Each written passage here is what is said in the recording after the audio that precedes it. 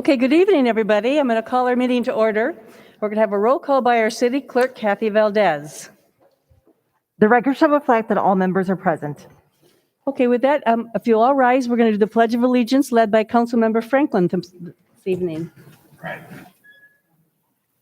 I pledge allegiance to the flag of the United States of America, and to the republic which stands one nation under God, indivisible, with liberty and justice for all.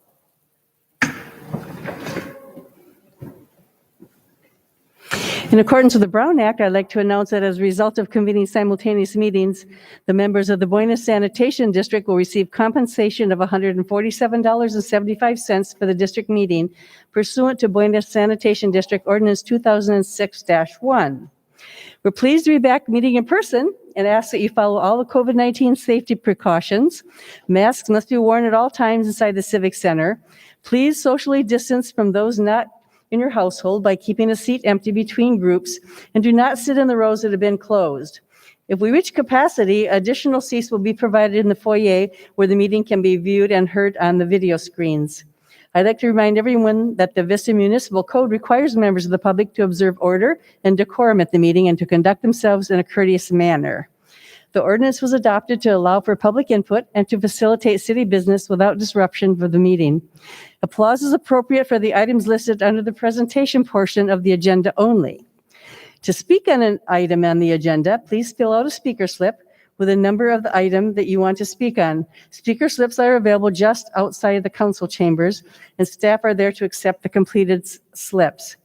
Speakers will be called upon at one at a time, and will be given time to make their way to the podium, and speakers will have 3 minutes to address the city council. The approval of the agenda is next with our city manager, Patrick Johnson. Thank you, Mayor. There are no changes to the agenda this evening. I did want to mention at this time, though, item D2, which is discussion item number 2, entitled Preliminary Review of Proposed General Plan Amendment and Zone Change at North Santa Fe Avenue and Camino Largo, has been pulled off the agenda. The agenda was updated last week, and this item will come back on June 22nd. So if any members of the public are here for that item, this item will come back in 2 weeks. Thank you. Okay, with that, we will, our city attorney, Daryl Piper, will bring us out of our closed session. Thank you, Mayor. The council met in closed session to discuss labor negotiations as described on item CS1 in today's closed session agenda. No action was taken and nothing is required to be reported. Okay, thank you. And we have one presentation this evening, a proclamation declaring June 2021 as Lesbian, Gay, Bisexual, Transgender, and Queer Pride Month in the city of Vista. Max Desposti, Executive Director for the North County LGBTQ Resource Center. And he'll be joined with Lisa Nava, and they're here to accept the proclamation. So I'll come down there. I'll come down there and meet them down there.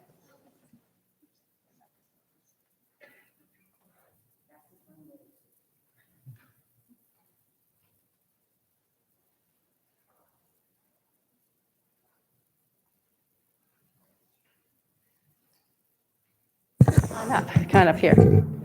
This proclamation. Thank you. Now, guys, you want to, and I'll read it to you. I'll read to you, but and here you can. Here, this is for you, the pretty part. You get the pretty one. I get this one, this big print. Okay. So the proclamation says, whereas our nation was founded on the principle of equal rights for all people, and the city of Vista supports the rights of every citizen to experience equality and freedom from discrimination.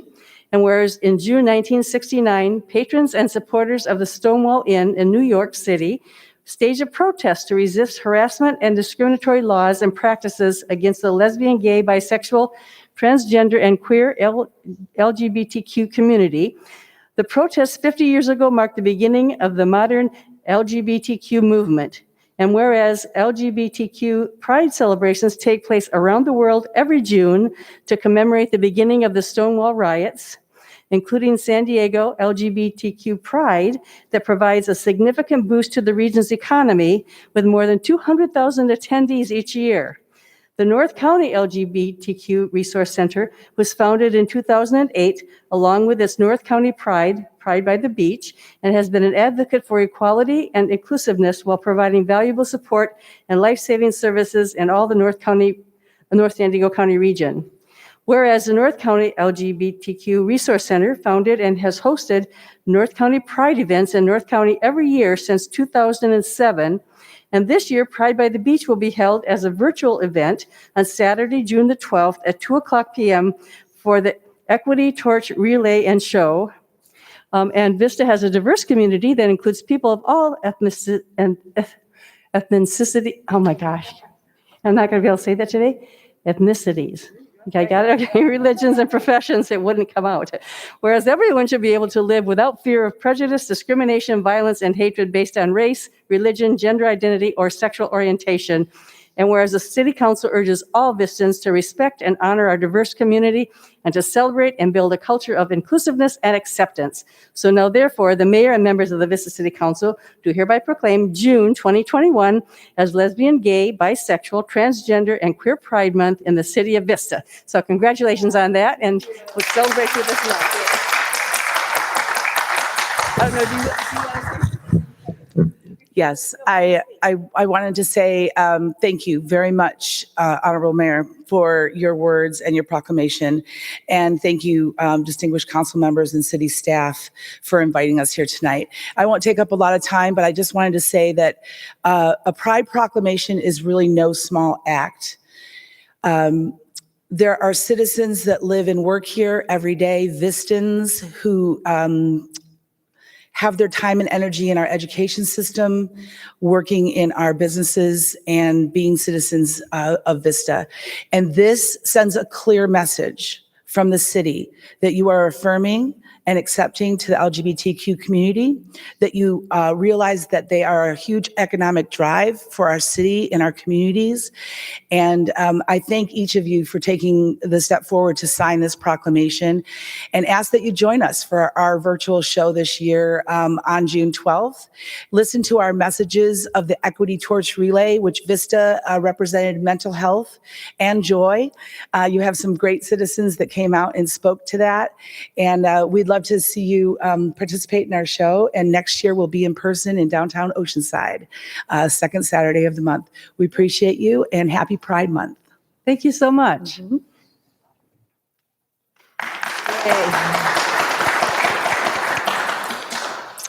Okay, with that, we will move on to our consent calendar.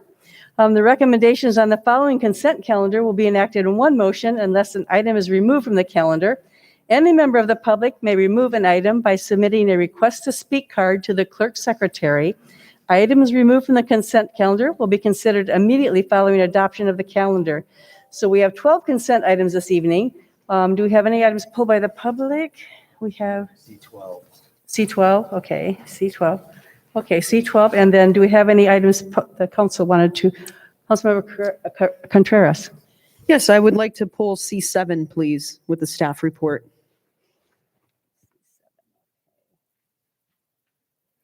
Okay, so then I would entertain a motion for the balance of the consent calendar. Councilmember Green, Deputy Mayor Green. I would move that we approve the balance of the consent calendar as presented. Do I have a second on that? I'll second that. I have a motion and a second, so please cast your votes. When we see something to do, something to cast our votes? Okay.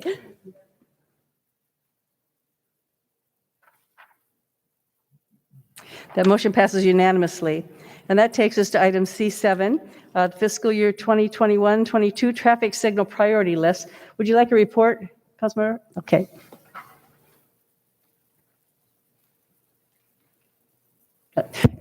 Thank you, Mayor. Sam Hassenen, our traffic engineer, is going to provide a report. Good evening, Mayor and Council. So we have a PowerPoint presentation.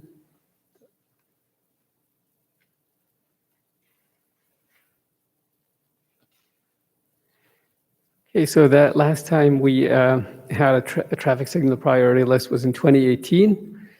And we usually update the signal priority list every 2 to 3 years. So we wanted to update it since it's been about 3 years. However, the last year and a half, of course, we've been through the COVID-19 pandemic where traffic volumes were less than usual. So for this current update, we took the traffic volumes from 2017 and we updated the traffic signal priority list with current accident data.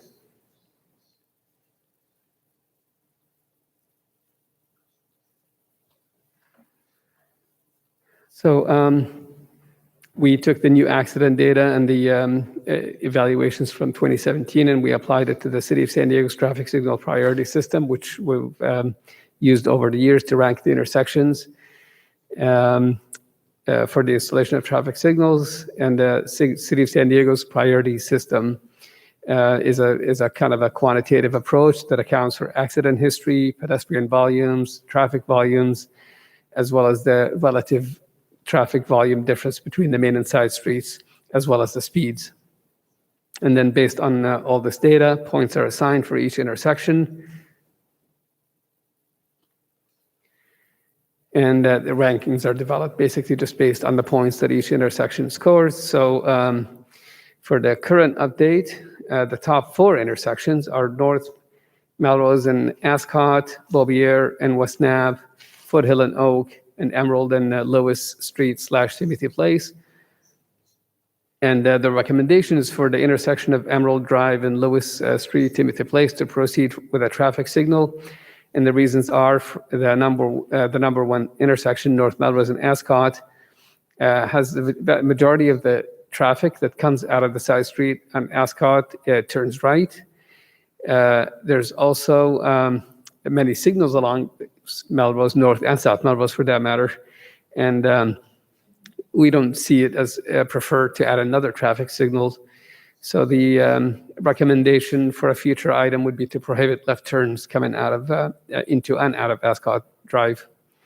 On Beaubier and West Nav, in this case, almost all the traffic coming out of Nav Street turns right, which doesn't justify a full-blown traffic signal. So we will continue to monitor this intersection to make sure it operates okay the way it is. Foothill Drive and Oak is currently controlled by an always stop. It's in a residential area near Foothill Oak Elementary School. The recommendation for this intersection instead of a traffic signal is a roundabout, which we are exploring with one of our as-needed traffic engineering consultants. And therefore, we go to number 4, which is Emerald Drive and Lewis Street, Timothy Place. And Emerald Drive carries a lot of traffic volumes at high speeds, really difficult to pull out of the side streets. This particular intersection had 3 accidents in the last 3 years, and therefore staff's recommendation is to proceed with a traffic signal at this intersection. This is an aerial photograph of the intersection. You see Emerald Drive north-south, and then Lewis Street and Timothy Place on either side. So the recommendation is to approve the fiscal year 2021-22 traffic signal priority list and the installation of a traffic signal at the intersection of Emerald Drive and Lewis Street, Timothy Place. Thank you. Okay, thanks. Thank you. Deputy Mayor. Oh, okay. Well, okay. Councilmember Contreras. Yeah, I just want to thank staff for putting together this recommendation of traffic signal priorities in our city. I do want to discuss, I see that we'll just look at North Melrose Drive and Ascot Drive, and I'll go down the list because I do have some concerns. So I understand that there have been 2 right-of-way violation accidents in the past 3 years, but I myself in traffic have witnessed what seems like more than 2 accidents there. Maybe they're not right-of-way. But one of the big issues at this point on North Melrose and Ascot Drive is that we have 3 lanes that suddenly move into 2 lanes, and then I'll move back into 3 lanes further down past this intersection. So, one of my big concerns when we're looking at traffic and we see that, Melrose has a high amount of traffic volume is cutting that down from 3 lanes to 2 lanes. There's a real big safety issue there. So outside of it being a right-of-way violation, do we have data that shows how many accidents have actually occurred there in the last few years? Because I have seen cyclists down in this intersection, or it's not a traffic signal intersection yet, but, and I understand the concern about, you know, Copper and Melrose intersection being so close to Ascot. But I really do think that we need to prioritize, you know, one of our goals, city goals, is pedestrian and cyclist safety. So in a corridor where we're seeing a lot of incidents happen, maybe it's not a right-of-way incident, but I really do think it behooves the council to figure out how to make it safer there. Now looking at Beaubier Drive and West Snap Drive, Beaubier is on here twice. Beaubier is, from my experience and from the conversations that I've had with our residents here in Vista, it's become a raceway for cars. It is, people are traveling way too fast on Beaubier. We're looking at Beaubier and West Snap, which is on the higher part of Beaubier before you descend that hill, depending on which way you're going. The local neighborhood there, they essentially call that a death trap. They'd rather go through what they refer to as the maze, which is Birdland, and go through all these smaller streets that have a reduction in vehicle velocity because of the nature of the streets, to get where they're going, even though it will take them additional time, simply because there's not a good way to exit Bobolink onto Beaubier. And that's right there in that West Snap Drive, Bobolink section. I have a real big concern with the velocity of vehicles in that area, especially because Beaubier Elementary is right there. So I understand that, you know, we haven't had, it says there's only been one right-of-way violation accident in the past 3 years. But at what point do we take into consideration average vehicle velocity into, you know, what warrants, whether it be a traffic signal or roundabout or some other type of modification to our roadways, so that we can get to that goal that we have of increasing pedestrian and cyclist safety, along with, you know, just being able to make sure that our cars are able to travel without the ability to hit excessive speeds so easily. And that's a concern too when I look at Beaubier Drive and Gaia Jules. You know, we have a really big area of commerce with Northgate, and we have apartments on both sides, and there doesn't seem to be a way at this point to create a safe environment for the residents to be connected to this area of commerce, let alone for the vehicles to have some kind of restriction in their velocity. So these are just some of the concerns that I've been speaking to our city manager about. It really, we need to start looking beyond just when there's a fatality or an accident, and start looking at where our vehicle velocity is just very excessive. And if you talk to anybody who lives along the Beaubier corridor, they will tell you every night you just hear vehicles speeding super fast. So I just wanted to bring attention to some of these areas where, you know, it might not seem warranted due to the amount of accidents, but it definitely is an issue in our community.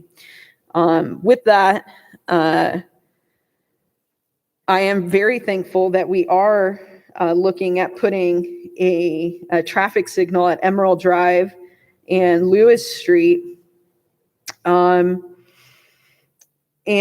also, just to touch on Foothill Drive and Oak Drive, you know, that's also a place where I've heard constituents talk about people not stopping at the stop sign. And that's another area where we have a school, right? And so hopefully we can find a way. I know that the traffic circle there is a costly addition, but I really appreciate that these are being highlighted, but I think that we should look just beyond accidents and look at also vehicle velocity and making sure that we're not creating freeways that divide our community.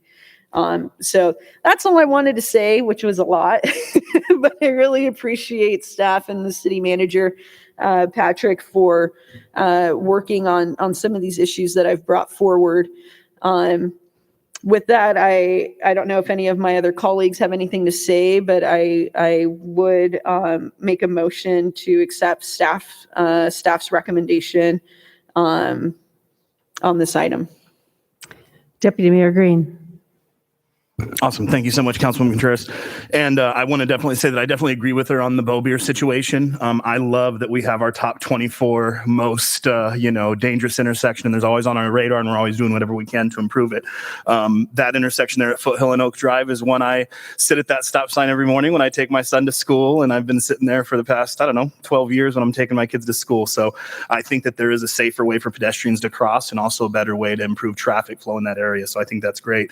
I was happy to see that there were only 3 intersections on District 2 on our most dangerous list. But I do think that the speed on Bow Beer right there is a big thing. And for the Kaye Jules area there, I know we can't put a stoplight there, a crosswalk or anything, but I think something saying watch slow, watch for pedestrians, maybe rumble strips or like a vehicle speed sign while you're going towards that area. Because as you know, a lot of people cross that street to go to the market and the pizza place and the barber shop. I mean, that's where they go to get everything there. So anything we could do to make that area more safer, because that is a very high density area.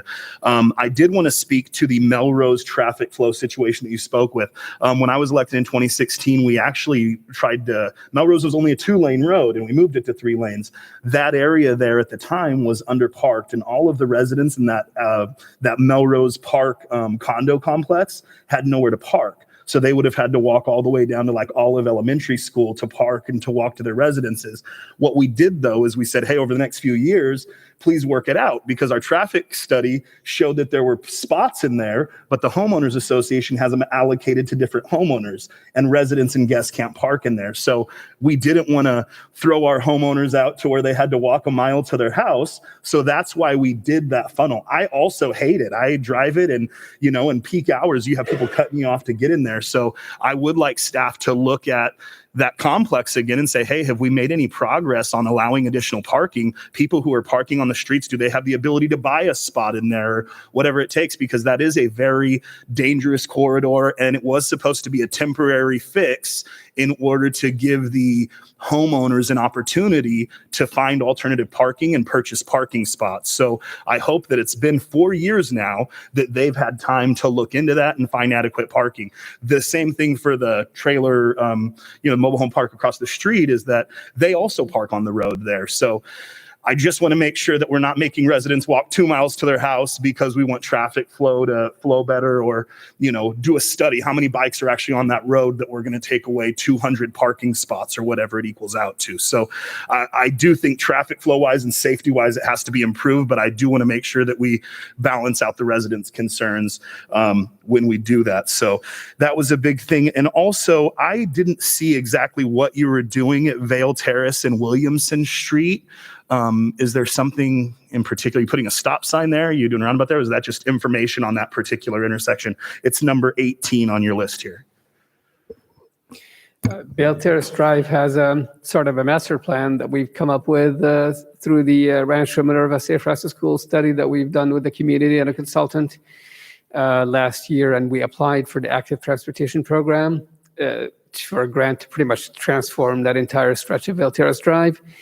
We were unsuccessful. However, there is talk, there is something in the governor's proposed budget, an additional $500 million for the active transportation program. We're not sure how the money is going to be kind of allocated. We're waiting for the California Transportation Commission to meet later this month. Okay. And we're hoping, because we've heard talk that they might be funding projects that were not funded through the regular cycle. projects that scored high, one of which was Valteras Drive and Emerald Drive for that matter. Both of those scored in the 80s. So we're hoping that the California Transportation Commission decides to spend some of that money on kind of the next tier projects that were not funded in the original cycle of the ATP. Okay, and by us prioritizing these, it allows us to apply for those grants and say, hey, we have identified these issues. Okay, thank you so much. With that, I second Councilwoman Contreras' motion and would love to hear from the rest of my council. Okay, I'll get to that. And I just wanted to say one thing is that I was glad to see Emerald on here in Lewis, because there was that, Jonathan is right down from there. They had that bad accident this last week ago, but Emerald is so bad in front of Tri-City Christian there. The cars, there's got to be some answers on that street, because cars speed there and they drive in the left turn lane. I'm just worried there's going to be a head-on collision one of these days. But I'm glad to see that they have, the one at Lewis, and Jonathan's right the next street down. So I don't know if that will affect that street also, but hopefully it will. So, okay, so let's see. Councilmember Melendez. Thank you. I will keep my comments pretty brief. I just have two general observations.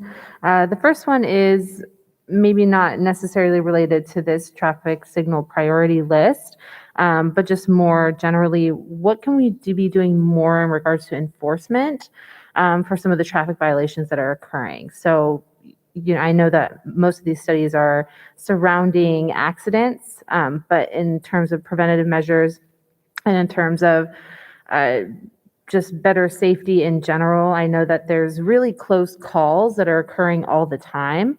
And I'm not witnessing a lot of enforcement. Nearly every time I'm walking throughout the city or driving throughout the city, I'm seeing red light runners. A good friend of mine was almost hit by a car the other day, similar incident. So it's just an ongoing challenge to actually curb some of these behaviors regarding traffic violations. And in these instances, I'm not seeing a lot of enforcement. So I'm not sure what more the City of Vista can be doing, or if we can be partnering with our Sheriff's Department to ensure that we're focusing enforcement in these areas so that we can prevent dangers from happening in the community.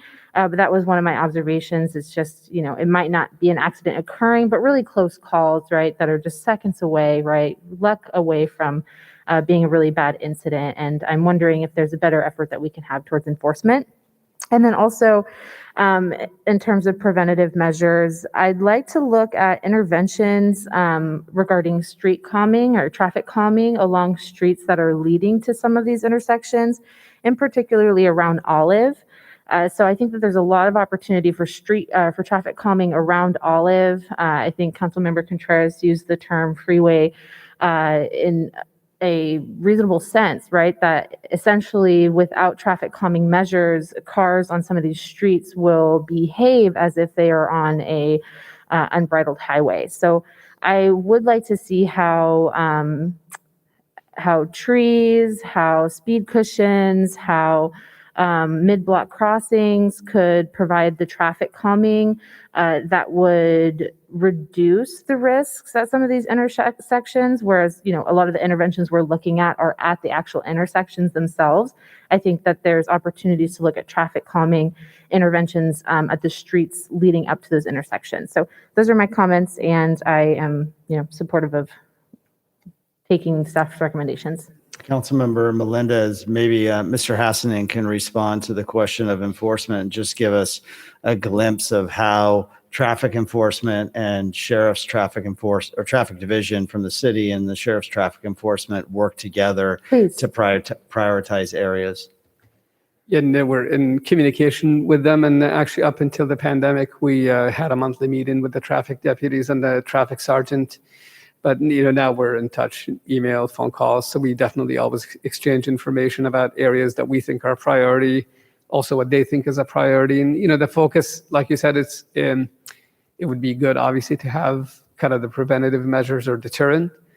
But a lot of times the focus is on the higher volume roads that have a lot of accidents, and especially with the resources spread thin.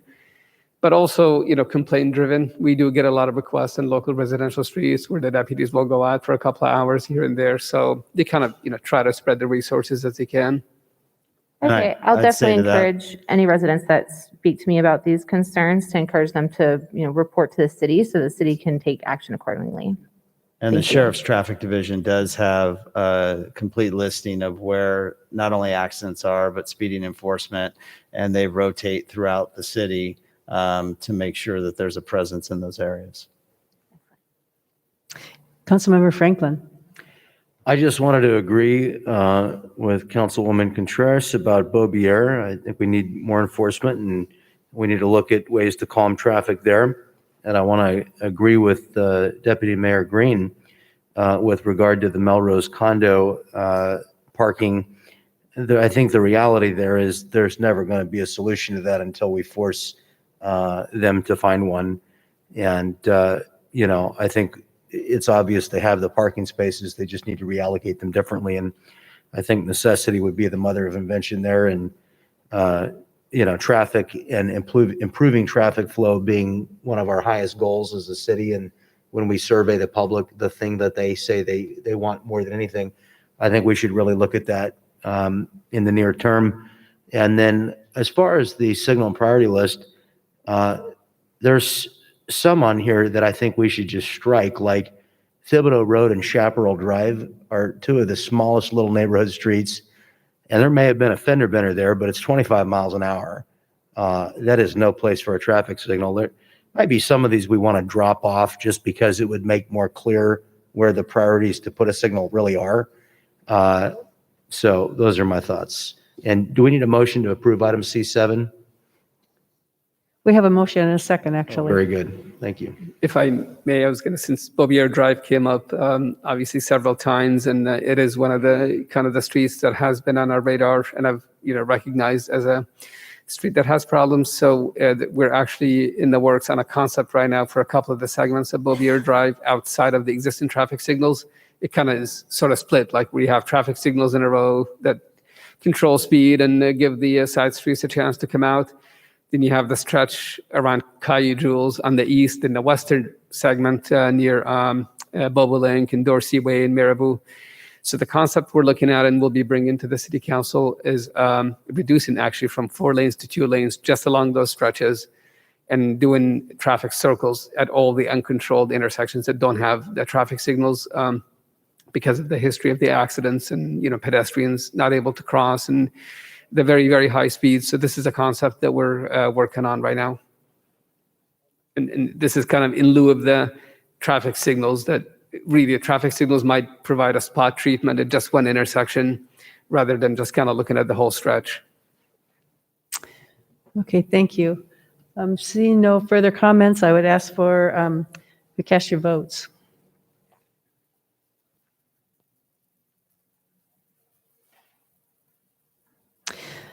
That motion passes unanimously. And that takes us to item C12, which was City Council Goals Update.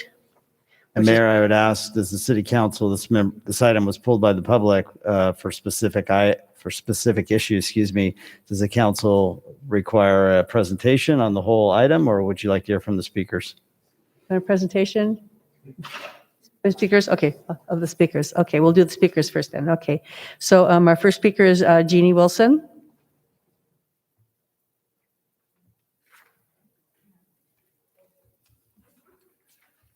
Again, my name is Jean Wilson. I've lived in Vista since 2004, and I have volunteered at the Gloria McClellan Senior Center since 2004. I've primarily been in the Culture Caravan Department, and that is the one that takes seniors on wonderful, educational, fun trips.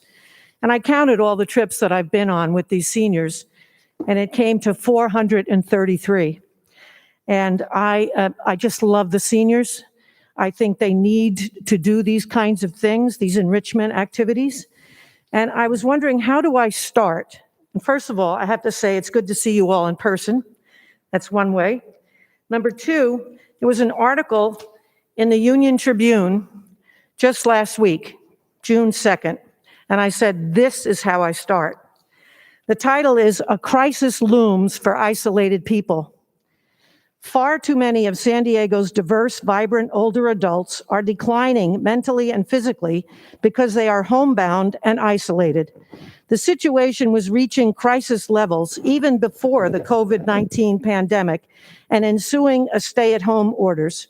Research has shown isolation can be as lethal as smoking 15 cigarettes a day. Research has shown isolation can be, since then, seniors have literally died with death certificates citing social isolation. Cut off from friends, family, and community, they pay less attention to their physical well-being and withdraw from the world. They talk and move less, and their mental function rapidly decreases. In other words, they give up. Elderly individuals deserve to thrive wherever they choose to live. Our governments can help them by providing more funding for initiatives that help seniors stay independent, nourished, and connected with their community. More importantly, though, we all need to help them by rethinking our attitudes toward aging and showing more compassion to the older adults in our lives. As the world begins to open back up, these isolated seniors will still be left behind unless we, including you, do something. So think about your own aging parents, if they're still alive. Is this the life that you want for them? I would answer certainly not. How heartwarming and satisfying for you and for them if they got up each morning looking forward to going to the senior center to interact with others in a variety of activities and in a variety of ways, whether it's attending the exercise classes, card playing, knitting, going on trips. Your time is up. I'm sorry. Oh, can I speak real fast? No, you can't because we have a long meeting today. Well, let's just say we are. That's why God created Eve to help out Adam. No, We are meant to be with other people. we agree with you, but you have to be. I have another speaker coming up here, Francis. I would say actions speak louder than words, so please don't delay. Hire the necessary people to reopen the senior center. And let's get. Thank you. Thank you. We're doing that. Thank you. Francis? It's Francis. It says, look, as it's Subo? Sube? I'm sorry.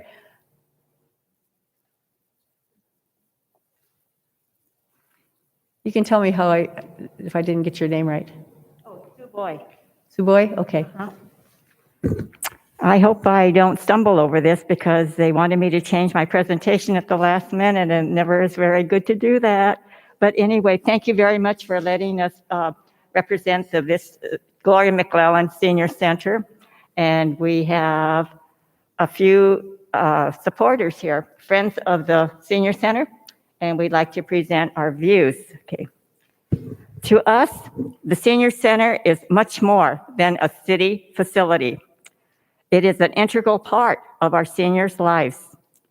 The mission statement of the Senior Center covers different items, but I'd like to touch on 3.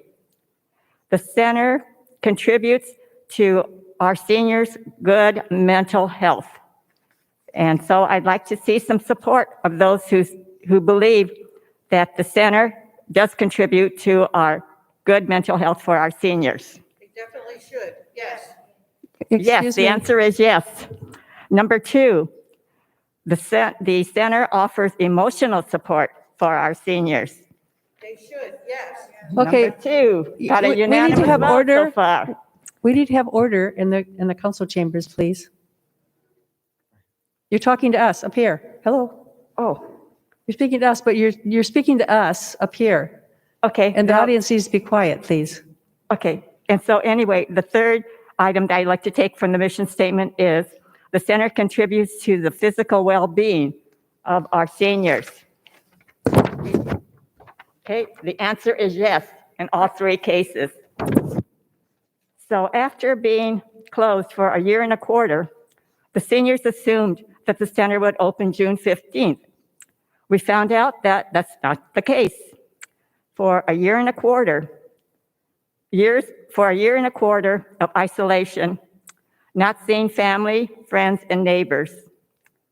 We are now informed that the center cannot open June 15th because the administrative positions are vacant. We, the seniors, cannot wait any longer for the center to open. We urge the city council members to use creative means to hire administrators. And I thought of 3 of them. 1, to make the position temporary. Number 2, share administrators from different departments. And 3, use social media to spread the word about the vacancies. Please hire the administration soon so that we can come and enjoy the senior center.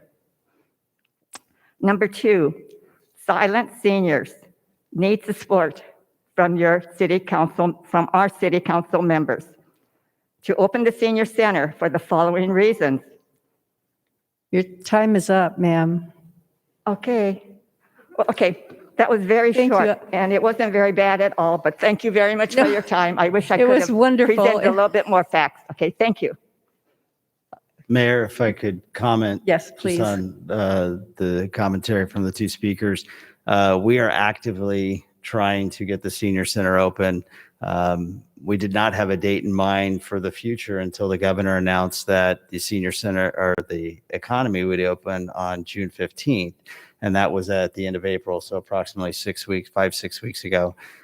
We've been planning for that. We do have 4 vacant positions. And we had a retirement that occurred within the last 6 weeks for a nutritionist that is mandatory to be able to open the center for congregate meals. So we're actively working on that. We have interviews actually scheduled this week for one of the positions, and we will hire shortly. But it does take a little bit of time to be able to hire those positions. So it is not without care from a staff standpoint. And we understand that the senior center is a very valuable resource to the community. We understand that the seniors rely on it for a social interaction, for health and well-being, for food. So we don't take that lightly. And that is why we've expedited the last recruitment for the nutritionist to be able to get the senior center open. But unfortunately, in our case, it won't happen until August. Oh. Okay. Councilmember Franklin? Yeah, that's all the speakers. Well, speaking to our goals, I think providing for the needs of our seniors is definitely part of our goals. And I appreciate you being here tonight to share your frustration. We're frustrated too. The staff briefed us on the situation. I, for one, under the auspices of our goals, think it ought to be our goal to open even sooner than August and use any creative means that we can to make it happen. And we can't get too much into the how with the Brown Act, but I hope we can have some conversations soon about how we can do that faster. Councilmember Contreras. I wholeheartedly agree with Councilmember Franklin in regards to expediting the opening of our senior center. I'm sure that there could be some creative way. I understand that we're under the constraints of certain parameters that we have to meet. But, you know, the fact that this is part of C12, which is looking at our city goals, and that our senior population is a population that we want to take care of. I don't necessarily see anything in our city goals that speaks directly to our seniors. So I understand that this is not probably the time because we're not doing a workshop on city goals. But I think that the next time that we do have an opportunity, I would like to add that to our discussion of city goals, because when you look at the breakdown, we were able to get our youth and our city goals under economic development, but I just don't see anything that directly speaks to our senior population on this list of city goals. I don't know if that would go under Parks and Recreation, since our senior center falls under that. But I would like us as a council, it seems like we are all concerned with isolation, with nutrition for our senior population. And I do think that if that's one of the values that we have, it should be reflected in this document. And I want to thank our speakers for coming today. I know that there is a rumor going on in the absence of communication from the city that we were going to sell the senior center. And I just want to let everybody know that that's absolutely not something that's going to happen. So I do appreciate you coming to the city and letting us know your perspective and your grievances that are 100% valid. And I think that we as a council, agree on these common ground values, and that there should be a way for us as a body to inscribe these values in this document in some way, and beyond that, also work towards bringing these values into the real world. So thank you so much. I appreciate you very much. Thank you. Councilmember Melendez.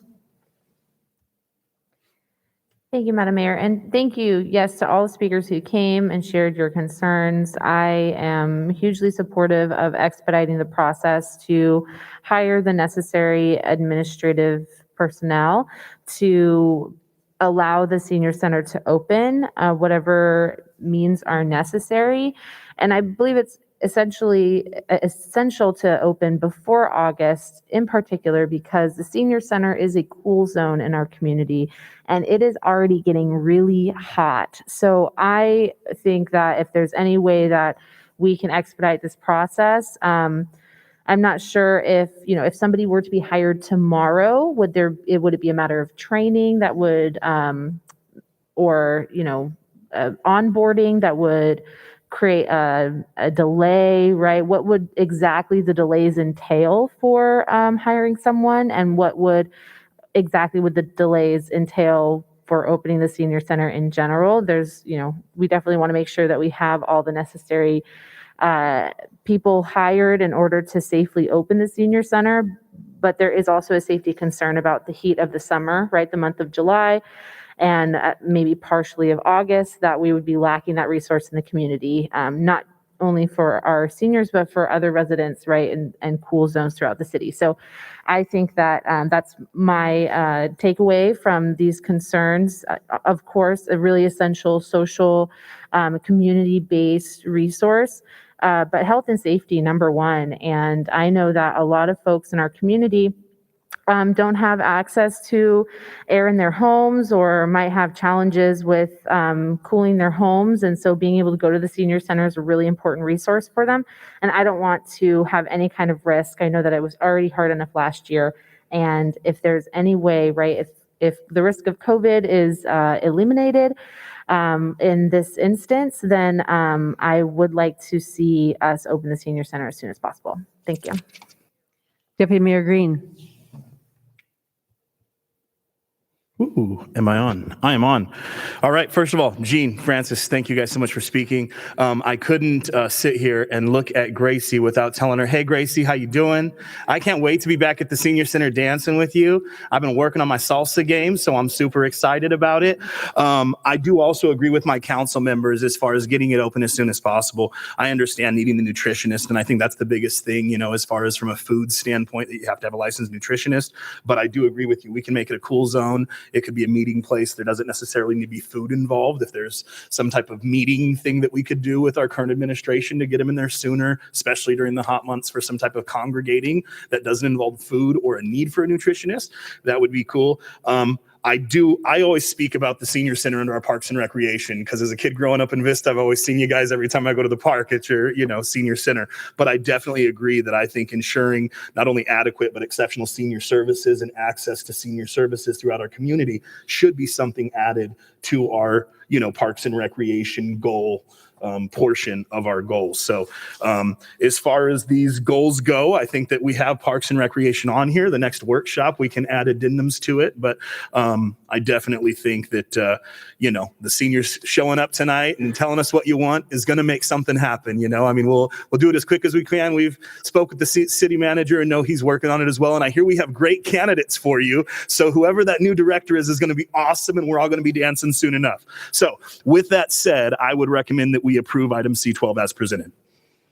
Okay, and I actually agree with all of you. All of you, I agree. We want the senior center open as soon as possible. So we all agree, and so our city manager hears us, and he'll be working on that for us. So Second. okay, we have a motion and a second. So please cast your votes.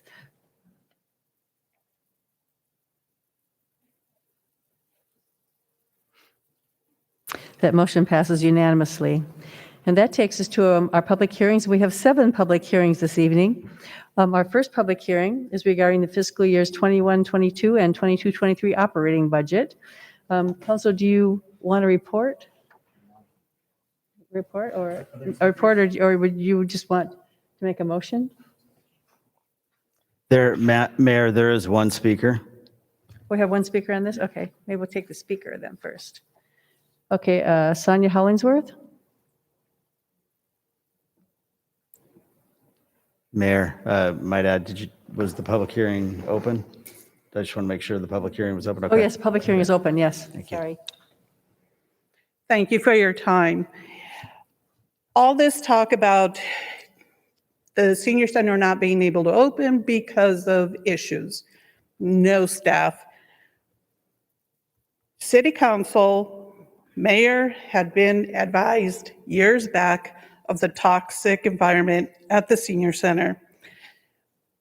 We had lots of volunteers in place. We had lots of good staff in place. They have been removed. They decided they could no longer tolerate those conditions. As far as someone retiring, no, he had to watch for his own back and had to go elsewhere, find a new job. And you replacing and finding candidates, make certain you listen to us seniors. When there's a toxic environment, which starts from the branch manager, and you are being made aware and nothing happens, and it continues and continues, it festers, it festers. Now you're left in this situation where you say, we have no one. Why is that? Listen to us seniors.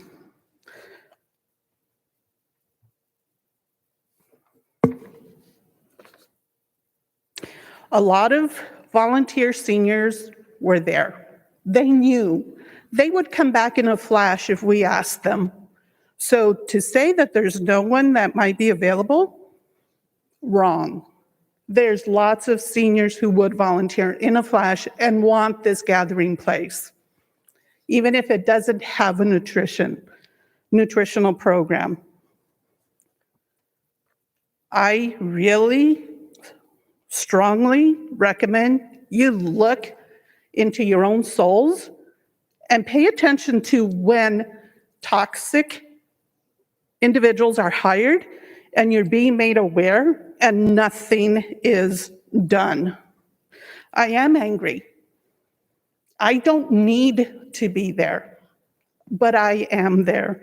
I have volunteered in many different aspects. I hear them, I see them, I acknowledge them, and I try to help out as much as possible. Seniors were being bussed in after the serving of meals had begun. It's only from 12 to 12:30. And then they were being demanded to get back on the bus by 12:30. That meant 15 minutes at a time sometimes. How is that you are for the seniors? What priority? I think that tells me time is up. Thank you for listening to me, and if I sound angry, I am. Thank you. Deputy Mayor Green? Thank you, Madam Mayor. No, I just wanted to thank staff for working so hard on this budget. I know that we went over it for hours and hours at our last presentation. I just wanted you to kind of give us a quick overview as opposed to a whole report of what the changes were based off our last meeting. And with that, I'm sure my other council members will move to approve after you present. Thank you. How about Councilmember Franklin? Did you? Okay, hear them first. Okay. Thank you, Mayor and Council. Yeah, we're here this evening to present the City of Vista biannual operating budget for adoption and to provide a discussion on the recreation and community services rental and program fee increases that have been included as a part of that operating budget. And with me here is Sarah Taylor, our budget manager, who will be making the presentation.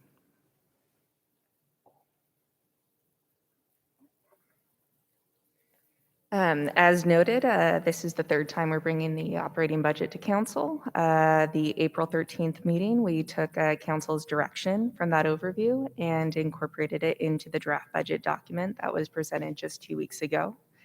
There have been no changes since the presentation of the draft budget document. And normally the operating budget would be presented on the consent calendar. The main purpose of this public hearing is to discuss the recreation and community services rental and program fee increases that have been included as a part of the operating budget. So this slide just kind of shows the operating budget by funding type. So the total operating budget for fiscal year 21-22 is $161 million. And 2022-23 is $627,669. The recreation and community services rental program fee schedules, as well as a description of changes, can be found starting on page 38 of the staff report. The fee schedule includes fees related to the recreation programs, the RBV Adobe, Moonlight Amphitheater, Avo Playhouse, Senior Center, and Wave Water Park.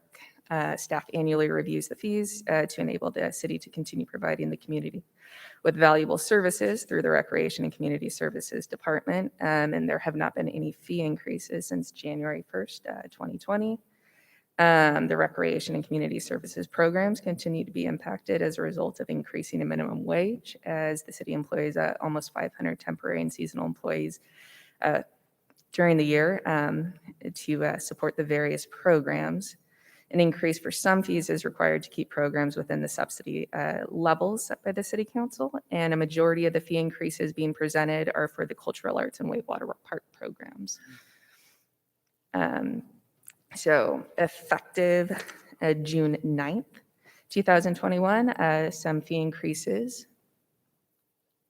that are being proposed are for the Cultural Arts Division, including hourly increases for technical and house support staff related to the Moonlight and Amphitheater, the Moonlight Amphitheater and Avo Playhouse rentals. An increase of $11 per seat for reserved lawn summer season are also included for the Moonlight Amphitheater. These seats often sell out quickly and offer the same vantage point as the fixed reserve seats, so this fee increase represents a more equitable ticket price for these seats. The increases for the Wave Water Park, which will be open for weekends this summer, include a $1 to $2 increase for daily admission and season passes, and an increase for the summer camp programs.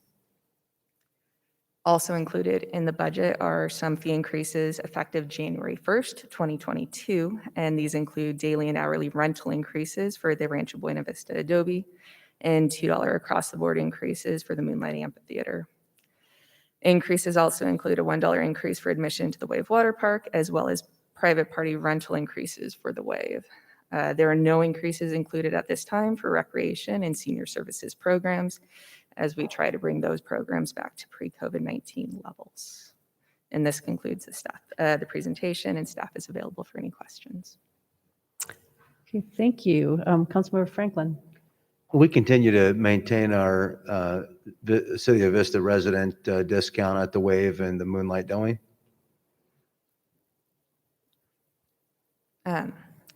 There is a discount for both programs. Just always like to point that out. Yeah. And I just wanted to say, with regard to some of the comments from the speaker, I hadn't heard a lot of that, and I want to offer that all of us here on the council are all more than willing to hear the concerns about any of the city's operations. Our emails are all on the city's website, and we invite you to be in direct contact with us anytime you have concerns, and we'll work to address them. But with that, I would offer a motion to close the public hearing and adopt the budget proposed. Deputy Mayor Green.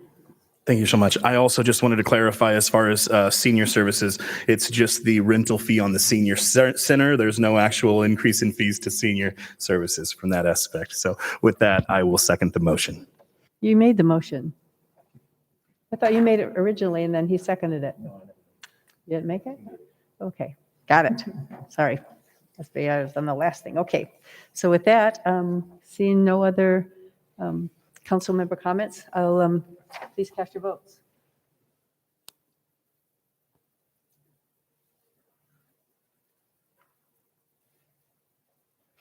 That motion passes unanimously. So public hearing number 2 is a public hearing regarding collection of delinquent 2020 weed abatement charges. Public hearing is now open. Fire Chief Ned Vanderpool is going to provide the staff report. Are you wanting a staff report, or I would entertain a motion? Mayor, there are no speakers on this item. There are? They're not. No speakers on this item. Oh, is that the end of your questions? I was just waiting for you to call on me, Madam Mayor. I apologize. Oh, I thought Deputy Mayor agreed. No problem. With that, I would move that we close the public hearing and accept this item as presented. I'll second that. Okay, and seeing no further discussion, I would say please cast your votes on that.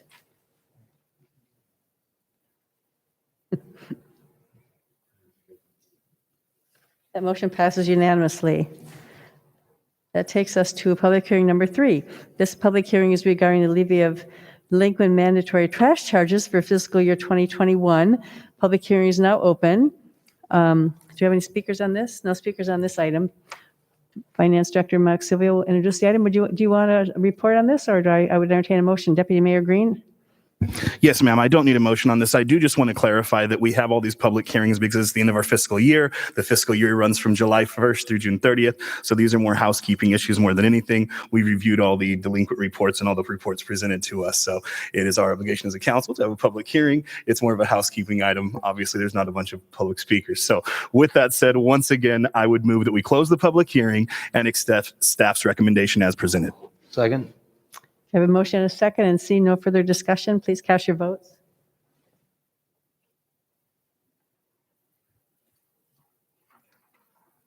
That motion passes unanimously.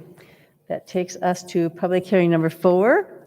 This public hearing is regarding collection of delinquent sewer service charges. The public hearing is now open. Do I have any speakers on this one? No speakers on this. Does anybody want a report? No. Okay.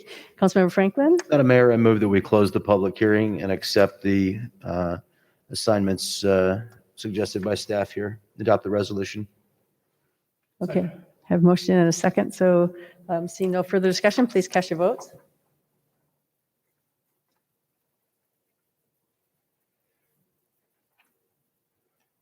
That motion passes unanimously, which takes us to public hearing number 5.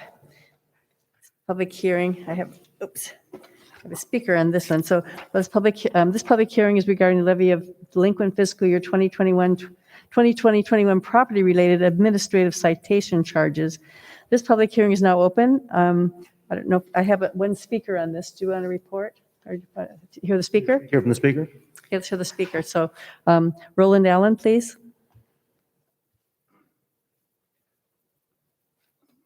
Hello, Council. I've been a resident in Vista for a long, long time, and I've just come here to petition you to remove this levy of $3,900 for not cutting down my bushes on the corner of the property that have been there for 25 years in the timely manner that code enforcement asked for. I had some circumstances. My wife was fighting cancer and passed.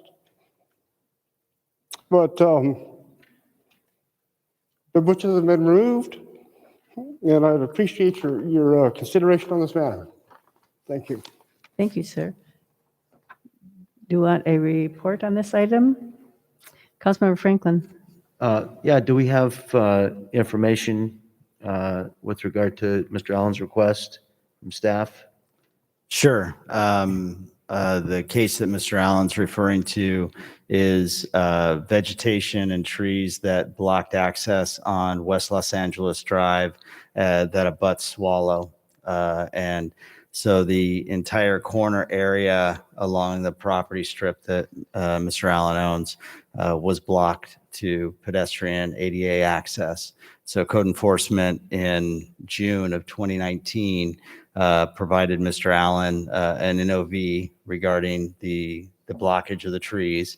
And Mr. Allen did trim the trees after getting that NOV, or trim the bushes, but they weren't trimmed to the extent that it allowed the pedestrian access on the sidewalk area.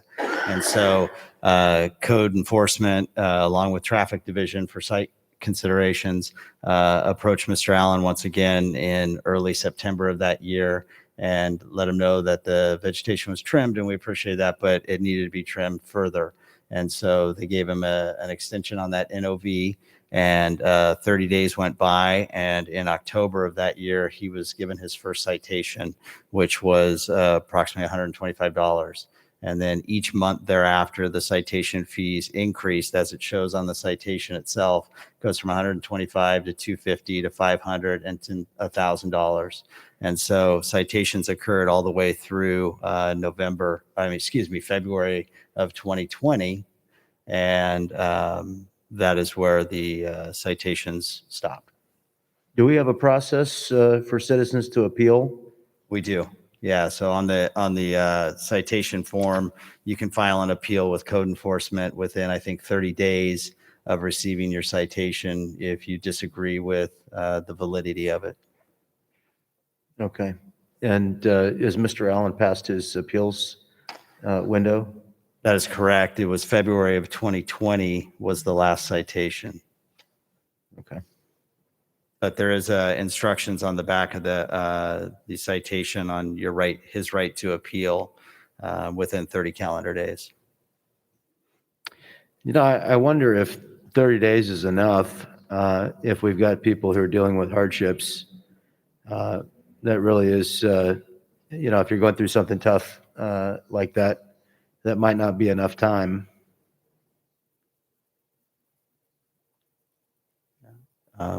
So in this case, and I hear what you're saying, in this case, for each citation that somebody receives, you have another 30 days for each citation. So, if the citation was levied on October 9th, you had 30 days from that. If another citation was levied on November 9th, you'd have an additional 30 days for the next citation as well. So there was a number of times had the opportunity to appeal. Okay, thank you. Councilmember Contreras. I just have a question regarding, I kind of can see it in my head where this issue is, but is this the first time that the city has contacted Mr. Allen to mitigate the shrubbery there and allow for pedestrian access? I can't say for certain, but I believe so in terms of citations. That's what's in the file, but I don't know what might have transpired years ago. Okay, because it seems like maybe this has been a long-standing issue on that area, and perhaps, I'm seeing the fee amount here, which is $3,918.86, and that's a lot. I understand that we want to keep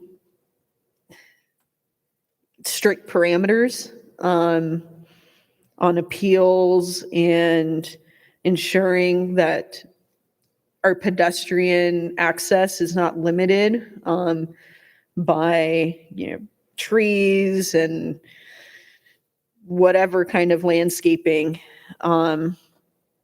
Do we have the authority as a council to discuss, perhaps I can see that maybe some kind of fee would be appropriate. But do we have authority as a council to review lowering the fee amount that's due?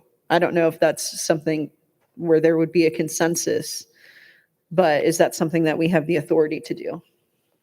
I'd refer to our city attorney, Mr. Piper, but before I get there, just so you know, we operate on a complaint basis for the most part, and the complaint was given to us that they couldn't traverse the sidewalk that was there. And I would say, based on the photographs from the case file, that there was significant growth that had gone on for years before that to get to that point, but the sidewalk was inaccessible. Right. And I believe the sidewalk that leads to a right-of-way, I should clarify. Okay. This is a dirt path, right? Right before the railroad tracks? Yeah, there's a sidewalk that comes off of where the railroad tracks is, and then it is a dirt path. I misspoke on the sidewalk, but the right-of-way that people would access from that portion of sidewalk that goes onto that property. I just, I'm a huge proponent of making sure that we have pedestrian mobility. And I think this is an area that I may have even brought to the attention of our city manager during one of our trash pickups. But the fact that, this has been overgrown for such a long time and there hasn't been any movement on part of the city because it is complaint driven. It may have been a surprise to Mr. Allen. And, during COVID, during some of his personal struggles, I could see how it's easy for things to just slip through the cracks. I don't, I'm not in recommendation of zeroing out the citation amount due. Because we do have a process and it doesn't seem like that process was followed. However, depending on my colleagues, I would be, and if it's something legal for us to do, I would like to extend a hardship on behalf of the council if there's a majority to do that. Deputy Mayor Green. Mr. Piper, do you want to answer the question on if we have the legal privy to do this before I move forward? You do have the legal. I do have the legal privy. All right. Thanks for answering that question. Okay. So two things. Number one, Mr. Allen, I'm so sorry for your loss. And I also agree with Councilman Contreras and Councilman Franklin that 30 additional days in the midst of your hardship seems like a lot. I heard the time frames. I can't imagine what you went through, and knowing that you've lived there for 40 years and we've never complained to you about cutting it down. And then we tell you to cut it down and you got 90 days and your wife's got cancer and she's in the hospital and then we fine you $4,000. I mean, my heart goes out to you. I'm literally tearing up thinking about it personally. So for me, I didn't know that doesn't show up on my spreadsheet, sir. So I appreciate you speaking up. For me, whatever our hard costs were to trim your branches right there, if we did it ourselves, pay us what we were paid. If he did it himself, the guy owes us a couple $125 fines maybe, but $4,000 racking up over that many years. I mean, the guy's lost his wife, man. I don't think I need your $3,900 for my $166 million annual budget, sir. So that's my feeling on it. The other thing that I want to bring to your attention is I met with a 93-year-old resident by the name of Ernie Robinson a couple days ago. He's listed right here at 1508 Maxwell Lane for a penalty of $1,900. He came in to talk to me about this penalty. Staff did a bunch of research and told me he only owed $300, and now it's on this bill for levying $1,900. So I feel like an idiot when I met with him because I didn't have this information. So my recommendation is that we close the public hearing, but we allow staff to look into 1508 Maxwell Lane and 912 Solo Drive and present council with authority to reduce or change those fines as council feels fit. I don't know if we can put a number on it right now until we get the actual figures, but those two for sure, yours, sir. But also I've experienced this particular guy came to City Hall, met with me. I asked staff to give me the info and they couldn't provide it to me. So I don't know Oh, sorry, you got me tearing up over your wife, sir. But anyway, my recommendation for this is that we would close the public hearing. Those two items would be looked at because I feel as a council, we should have the privy to look into that stuff. And when we're put in front of a resident to review a fine and it's not told that they have that fine and we let them leave and say, you're good to go. And then at the meeting, I'm approving another fine on their property.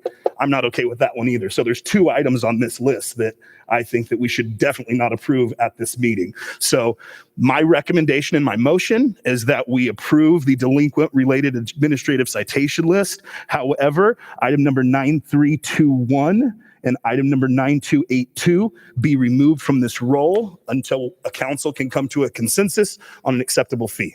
I second that. Councilmember Melendez. Thank you. In discussing this item with our city manager, I understood that perhaps the difficulty was regarding a logistical issue in hiring a contractor or completing the task. But now understanding that there are sympathetic reasons for us to reconsider these fees, I am also supportive of us accommodating him, perhaps by reopening the opportunity for him to file an appeal. I agree with Councilmember Franklin that that might not have been a sufficient amount of time, especially under these circumstances, or in reducing the fees overall. So I would be supportive of that. Okay, Councilmember Franklin. Well, thank you, Deputy Mayor Green and Councilwoman Contreras and all the council. I support your motion to move forward with the exception of these two items. I do think, particularly when we're not talking about hard costs to the city, I do think it's fair for us to consider some of the extenuating circumstances, particularly when we've got a resident who did make one effort to cut back what he was asked to cut back, and then we asked him to cut it back further, and it took some time, but he had some mitigating reasons for that, and ultimately, I understand he paid to have the vegetation removed at his cost. So I don't think we're dealing with a lot of hard costs here. You know, there's got to be some recognition. I also hope, and I hope with everybody that we're citing, I hope we're letting them know that, you know, if they're having trouble meeting deadlines and timelines, that they can reach out and that we'll work with them. And I hope that, you know, as we're finding somebody 125, we're letting them know that if they don't rectify the problem, that it'll double and the problem will get worse. And we hope they'll call us and work it out with us. So I think somebody said, you know, I don't know if on these items, if it's a complete elimination or just an opportunity to go through an appeal, but I support the motion to not record these two items that Deputy Mayor Green referenced. So thank you. Okay, seeing no more further discussion, we'll vote, but I just have and I'm going to support it also, but my only thing is I see on here, there's one that's in a state, I mean, there are other stories in this, there's how many, 30 of these? There's other stories in here. So, you know, once you start waiving it for one person or two people, you know, you may get calls from lots of other people. And so, but it's people that, you know, they're not following the law, that we set the fines and the things, we set all of that. And so then when people don't follow it, then you say, oh okay. You know, I just kind of have a problem with waiving fees for a couple people and not for others. I think what's fair for one person is fair for another. So Councilmember Franklin. I completely agree with you. I agree. It has the potential to be problematic. I think the difference is with regard to the gentleman that reached out to Deputy Mayor Green and with Mr. Allen, they've taken the time to come forward and let us know that they had extenuating circumstances. And, you know, under ordinary circumstances, 30 days, 90 days, that all ought to be enough. But, you know, we're all human and we all go through things that are, you know, what I would say is, can we look at the totality of the attempt to comply? And it didn't happen in a timely way, but there's a reason for that. And, but I agree, it's concerning. And I don't think that we're going to be able to, you know, we use these fines to get people to comply. with our lawful requests. And I would just say in this case, we ultimately did achieve compliance, and revenue is not the point on these fines. And so if we can be compassionate when it's in line, I think that's the right thing to do. Okay. Deputy Mayor, did you have? Yeah, and I just kind of wanted to say something along those same lines is, if what we say is, hey, I'm setting a precedent that if your wife has cancer, we're going to give you extra time and we're not going to fine you this much money. I'm totally okay setting that precedent. These are definitely extenuating circumstances. The other one, the gentleman literally came into City Hall to try to work this out and we couldn't work it out. So I don't think that any circumstance merits this, but these are definitely, really special circumstances. I've approved these for 5 years without removing one from the tax bill. This is my first time. So this is not a precedent by any means. And if anybody else has anything major, I do welcome them. My door is always open. I know my council's doors and phones are open. We want to hear your stories. We want to be here to fight for you. That's why you elected us. So with that said, go ahead and vote. Yeah, please cast your votes.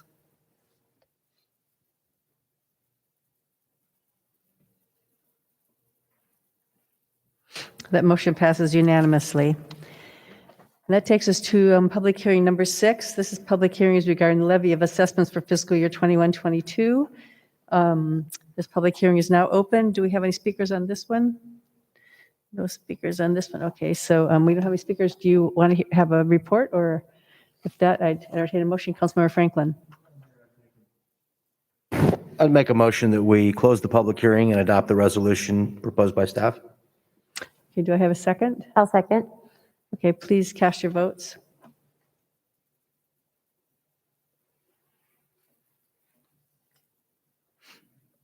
That motion passes unanimously. That takes us to public hearing number 7. This public hearing is regarding a street vacation at 204 North Citrus Avenue. This public hearing is now open, and right-of-way agent Kim Cruz is going to provide the staff report. Do you want to hear a staff report on this one, everyone? Yes? Okay. Do I have speakers on this one? Oh, here it comes. Okay. You want speakers first? You want to hear the report first? Speakers? Do we have the speaker? Report? Okay, I'll report first. Okay. Good evening, Madam Mayor and council members. For your consideration this evening, staff presents a resolution to vacate a portion of public street right-of-way at 204 North Citrus Avenue. The vacation area is located along the Vista Village Drive side of this property. This portion of right-of-way was part of the old Jefferson Street alignment. In 2005, Jefferson Street was realigned to its current configuration and renamed Vista Village Drive. The proposed vacation area is leftover right-of-way from when it was Jefferson Street.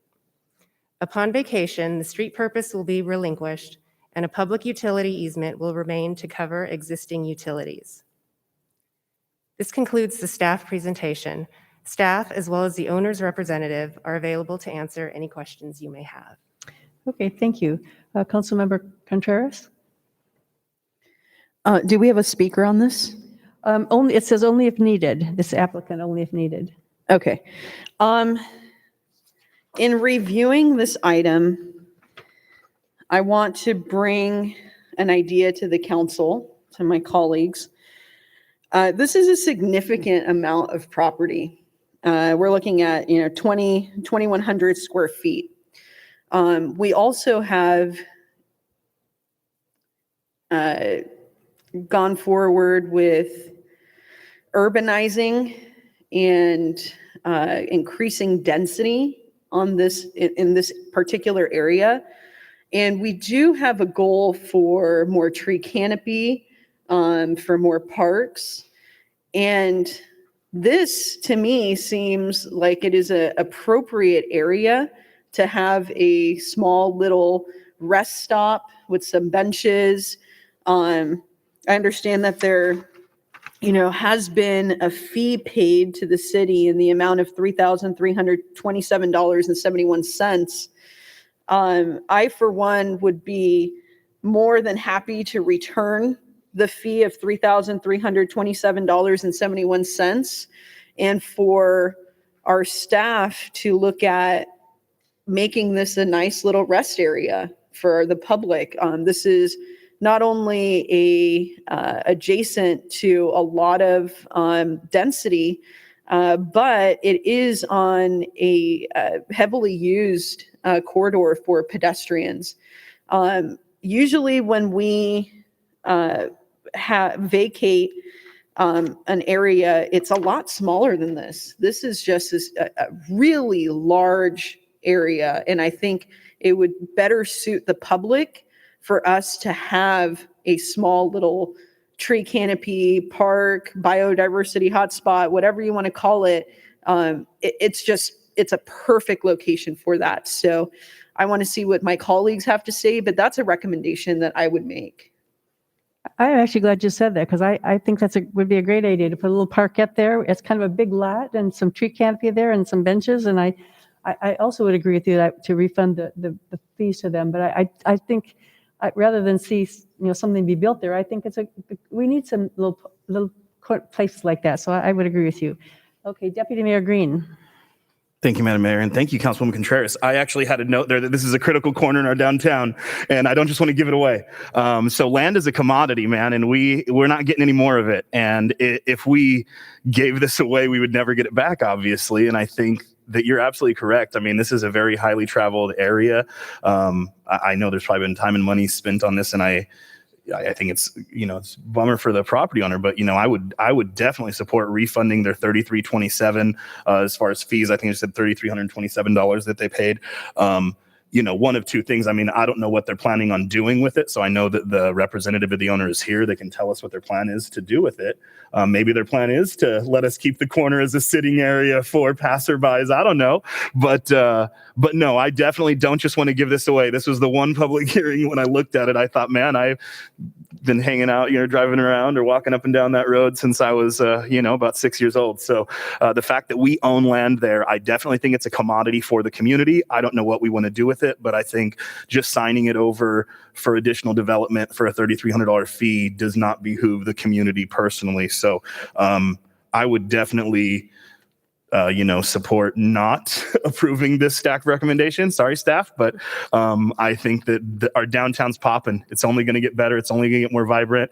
And shacks across the streets jamming, our restaurants are jamming. And how cool to have people walk. And they're going to cross that street. They're going to walk right down that road to hit our trains and our traffic. I mean, we're trying to, gear our community towards that mass traffic, our mass transit. And I think this is a crucial corner. So, I agree. I don't know that I want it to be just a sitting area, but I definitely, if we own this land, well, what can we do with it as opposed to just give it away is my philosophy with it. That's all I have to say. Thank you. Okay, I'll hear from Councilmember Melendez, and then maybe the speaker would like to speak. So, Councilmember Melendez. Thank you, Madam Mayor. And I think this is a great example of how our city council as a body sets the vision for our community. I live really close to the transit center near downtown, and providing better tree coverage, providing rest areas, and better connectivity between that transit center and our downtown area is going to attract people on foot to come to our businesses, to be part of the lively downtown that we have. And if part of our goal is to enhance our tree canopy, then this is an opportunity for us to do that. I also agree with Councilmember Green, Deputy Mayor Green, that it is such a commodity and we don't want to just give it away. So while I appreciate staff's work on this, I think that this is an opportunity for City Council to set vision and to preserve something that could be, a little corner for the community. There is such vibrant art spaces downtown. There could be greater opportunity for artistic expression on this small corner. So I am supportive of this opportunity as well. I think that if staff could come back with some alternative plans, that would be incredible. And I would look forward to that discussion. Okay, so I'll go to the speaker.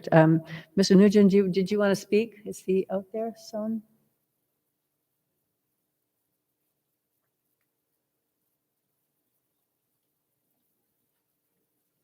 Hello, sir. Thank you, Council. My name is Sun Nguyen, and I'm just the engineer representing the owners. We have discussed this area with city staff, and there's seem like there are no plans in the near future for this portion of the leftover right-of-way. So our client, adjacent property owner, thinking maybe redevelop that portion, build an apartment complex and getting the housings for this communities, provide density, increase the density for shortage of housing. So that's what our vision is, just improving the unused land and maybe provide the community with more housing that needed in this region of the state. So that's what our goal is, be able to take down, demo the existing house and build apartments. And that's all. Okay, thank you, sir. Okay, Councilmember Melendez, are you up again? No, I tried to, okay. Okay, Deputy Mayor Green. I did have a question. Do you have like a plan already, like something you're going to develop? Like, do you have like a building that you've already, like, do you have like something we can see? Like, I know you say you want to put apartments there. Like, how many units do you want to put there? What does it look like? There's no way I could obviously approve a vacation without knowing what was going there. And I don't want to get too deep into it because I don't know that we support it. But, I think that Councilwoman Contreras would definitely want to see what your plan was, at least. Well, previously, are they affordable housings in that area, or? We want to do files the density bonus applications. And this lot is residential for density 40 unit per acres in this lot. And without this vacation, we only be able to build under the density is like 4 units.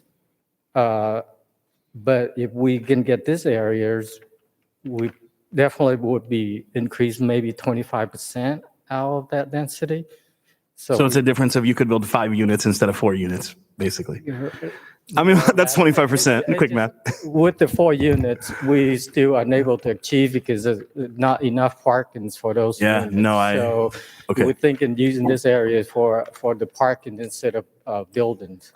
Okay. No, I've met with a lot of developers. I get the benefit of it. All right. Thank you so much, sir. I appreciate it. I definitely appreciate that. But yeah, I think I definitely want to go back to the drawing board on this one. So I don't know if we need a motion to close the public hearing and then have staff go back to the drawing board without our approval. Yes, we do. So I would move that we close the public hearing. We do not approve staff's recommendation, and that we as a council discuss what possibly we would like to do with this area. And refund the application fee. And immediately refund the application fee. So that's all in one motion. So close the public hearing, immediately refund the application fee. Staff goes back to the drawing board. Can we not say what we want to do with it? Yeah, we can say we don't want to know. We don't know. Sorry, we don't know what we want to do with it yet, but yeah, we can say we want to figure it out. I think we know what we want to do with it. Well, yeah, I guess. Can we make we can make a decision on that right now? Yeah, I think I've heard parkland is what Contreras, but Okay. So yeah, I mean, can we right now turn it into park? Like in my motion, can I close the public hearing and say council's recommendation is that we turn this into parkland and figure out how we want to use it in the future? What I would say is have staff investigate what it could be as a parkland or parkette and come back to the council with some recommendations. That sounds like an amazing motion. That sounds like I second that. Okay, I like that. Thank you for your help, Mr. City Manager. Did you want to say something? No, thank you. Please cast your votes. Wait, do you want to vote yes on the motion, right? No on the staff thing, right?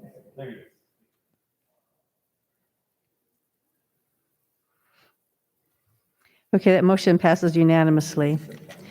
So that brings us to our discussion items. We have one discussion item this evening, and just a reminder, our revised agenda was posted on Friday, June the 4th, which removed item D2, preliminary review of the proposed general plan amendment and zone change at North Santa Fe Avenue and Camino Largo. This item has been moved to the June 22nd meeting agenda.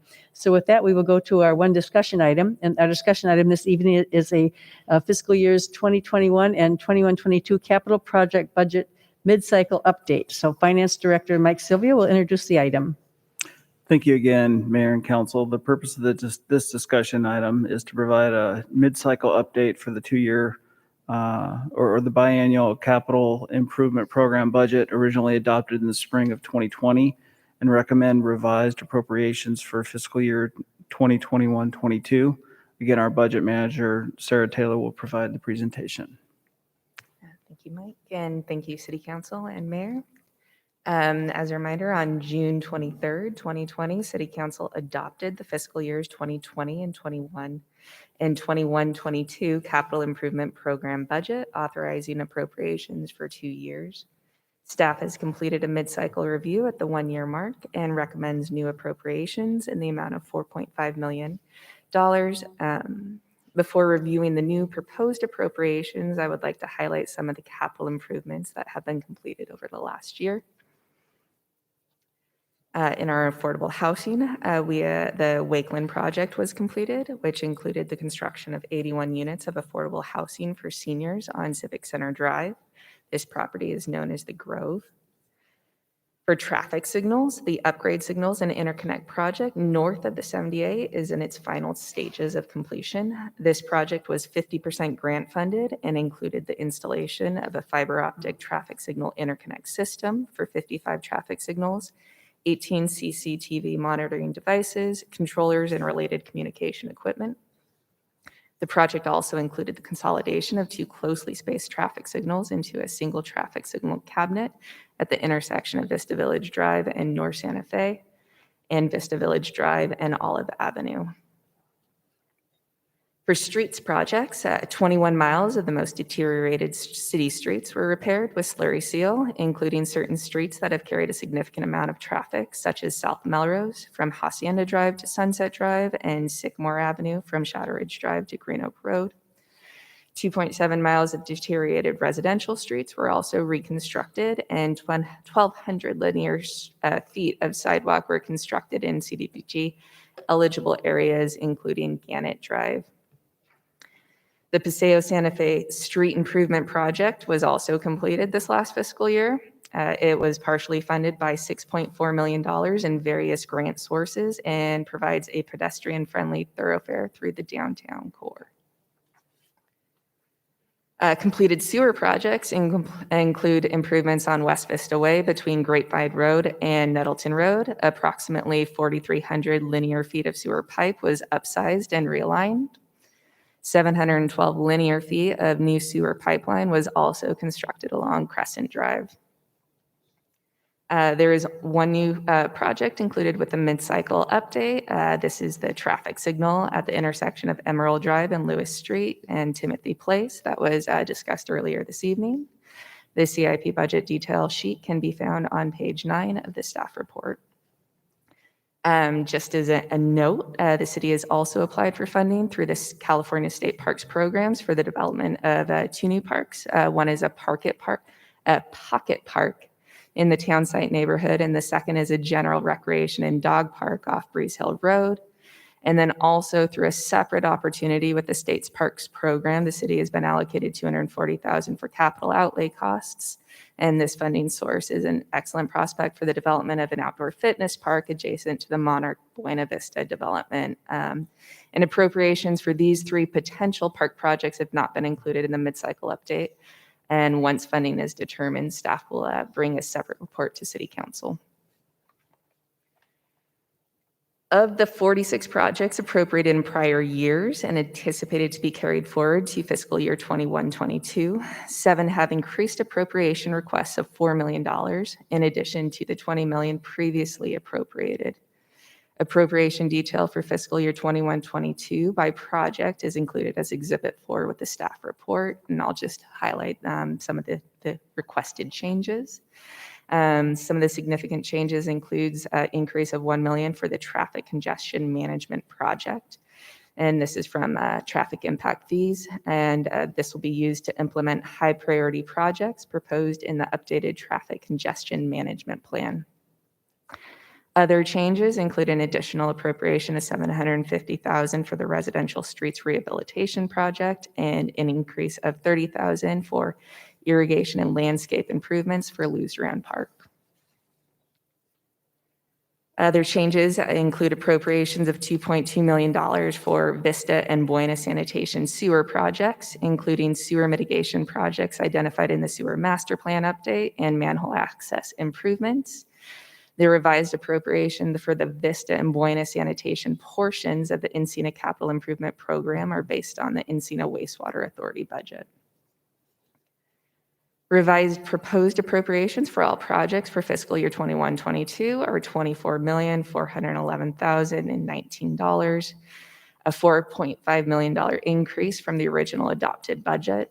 This chart displays the revised appropriations totaled by category. And this includes the mid-cycle CIP update. Staff is available if there are any questions. Okay, I have 4 speakers to this item. If I'd like to hear the speakers first.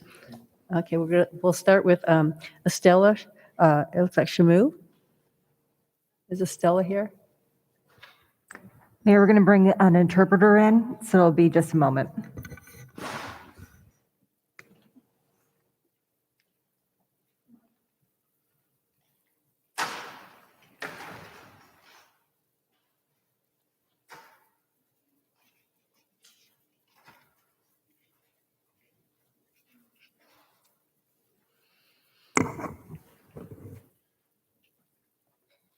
Hola, buenas tardes, miembros del Concilio y alcaldes de Vista. Mi nombre es Estela Chamú. My name is Estela Chamú. Good afternoon, Council of the City of Vista. Y soy voluntaria de Poder Popular aquí en la ciudad de Vista desde hace 14 años. I've been working as a volunteer for the past 14 years in the City of Vista. Amo a Vista y amo la comunidad de Tausay porque somos todos muy unidos y nos cuidamos unos a otros. I love the community of Vista because we're all extremely united and we take care of one another. Primero que nada, gracias por cederme el espacio y permitirme hablar en favor de que la ciudad de Vista Thank you for giving me the opportunity to speak in favor of the City of Vista. asigne fondos para mejorar de la capital que se ocupan de jardinería del extremo norte del Parque Luz Duran. We're talking about Park Luz Duran, and I am requesting funds in order to improve this park. Durante un asesoramiento del parque, nuestro grupo de Poder Popular se percató de que la maleza detrás de la cancha de fútbol We as a group have met and we have agreed that the shrubs and weeds which are in back of the football field obstruye la visibilidad y el embellecimiento del parque. it obstructs the visibility and beauty of the park. Se ha notado falta de seguridad debido a la maleza que se encuentra detrás de la cancha de fútbol. We have noticed that there has been a lack of safety caused by the weeds and shrubs that are found in the back of the football field. Nuestro grupo presente esta información al departamento del sheriff de Vista y después de que ellos hicieran su propio asesoramiento, We have submitted this to the Sheriff's Department and are hoping for them to create and produce their own evaluation. llegaron a la conclusión de que es muy posible prevenir el delito a través del diseño ambiental. And they have concluded that it would be easy to prevent crime and delinquency due to eliminating some of these shrubs and beautifying and improving the environment. Como sugerencia, se recomendó que los árboles fuesen podados para dar más visibilidad. The recommendation was that the trees get pruned and trimmed in order to obtain greater visibility. Detrás del Parque Luz Duran, fuera. And the outside and behind Park Luz Duran. Fuera reducido a eliminado por completo. Se podría reemplazar estos arbustos por plantas como cactus. And these shrubs could be replaced with plants such as cactus. Que no necesita mucha agua. And these plants do not require a great deal of water, the cacti. Esto ayudaría a que no haya cabida para el peligro o cualquier acto de vandalismo. This would prevent any type of danger or delinquent act or vandalism. Entre más visibilidad haya en el área, menos oportunidad de crimen y más oportunidad para que los residentes del lugar. The greater the visibility, the greater safety for the residents, and the less opportunity for delinquents. Puedan conectar y crear lazos entre sí para que haya un sentido de comunidad más seguro y feliz. And this can create a better relationship amongst the community so we could feel happier and safer. Agradezco mucho el tiempo que nos brindan y el apoyo que hemos recibido de parte del cónsul. We appreciate your time and the support that we have received on behalf of the council. Member Contreras, el señor John, Conley, gracias por escucharnos y darnos el espacio. So thank you for listening to us and giving us this time gap. Y el cambio está en sus manos de ustedes. The change is in your hands. Thank you. Maria Lopez.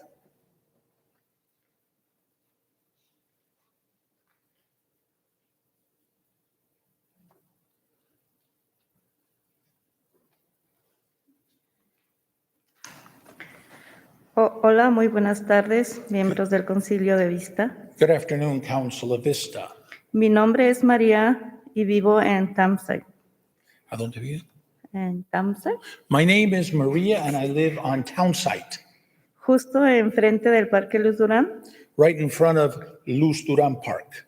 Estoy aquí presente para apoyar la propuesta de asignar fondos para el mejoramiento del Parque Luz Duran.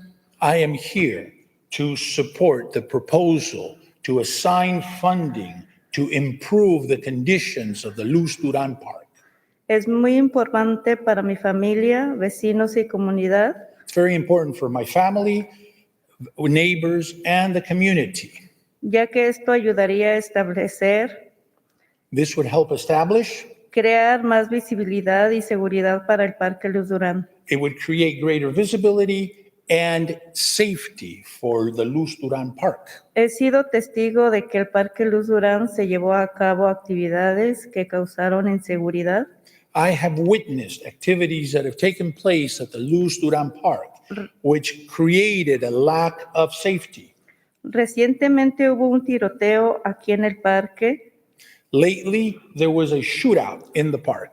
lo cual dejó a mis hijos muy asustados y ya no quieren ir al parque. As a consequence, my kids are now in fear of going to the park, so they do not want to go there.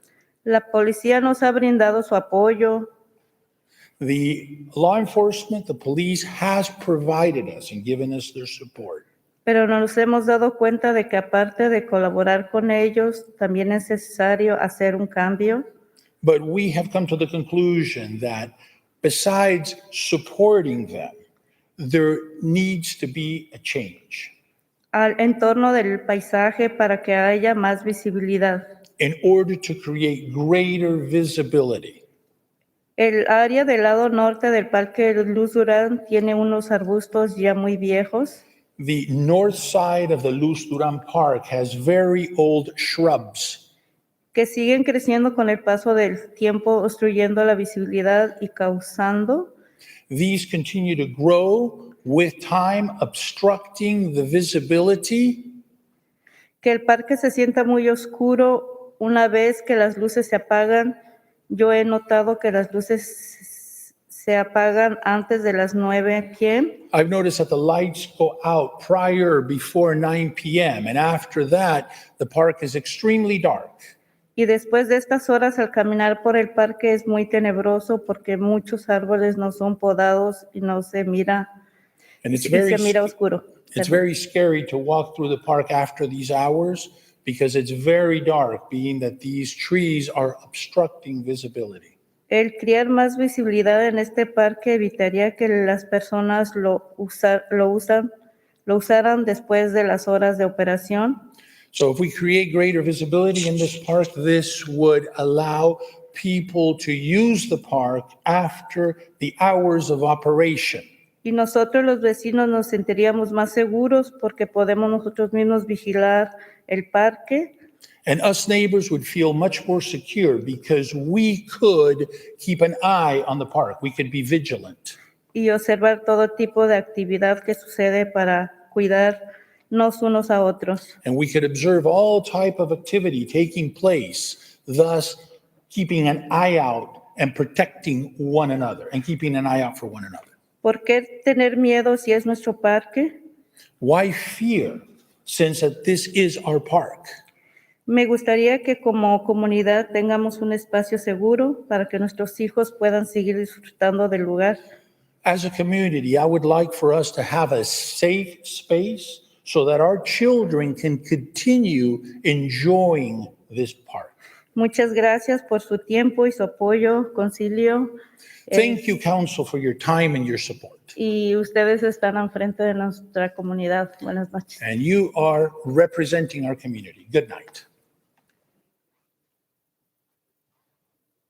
Thank you. Angelina Cruz.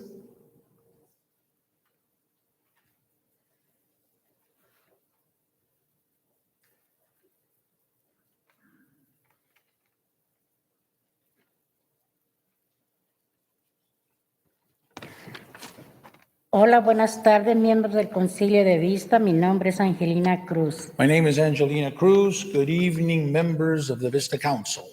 Soy voluntaria de Poder Popular y vengo ante ustedes a pedirles que por favor apoyen fondos destinados I am a volunteer, and I come here to ask you to please support by giving us the necessary funds, assigning specific funds.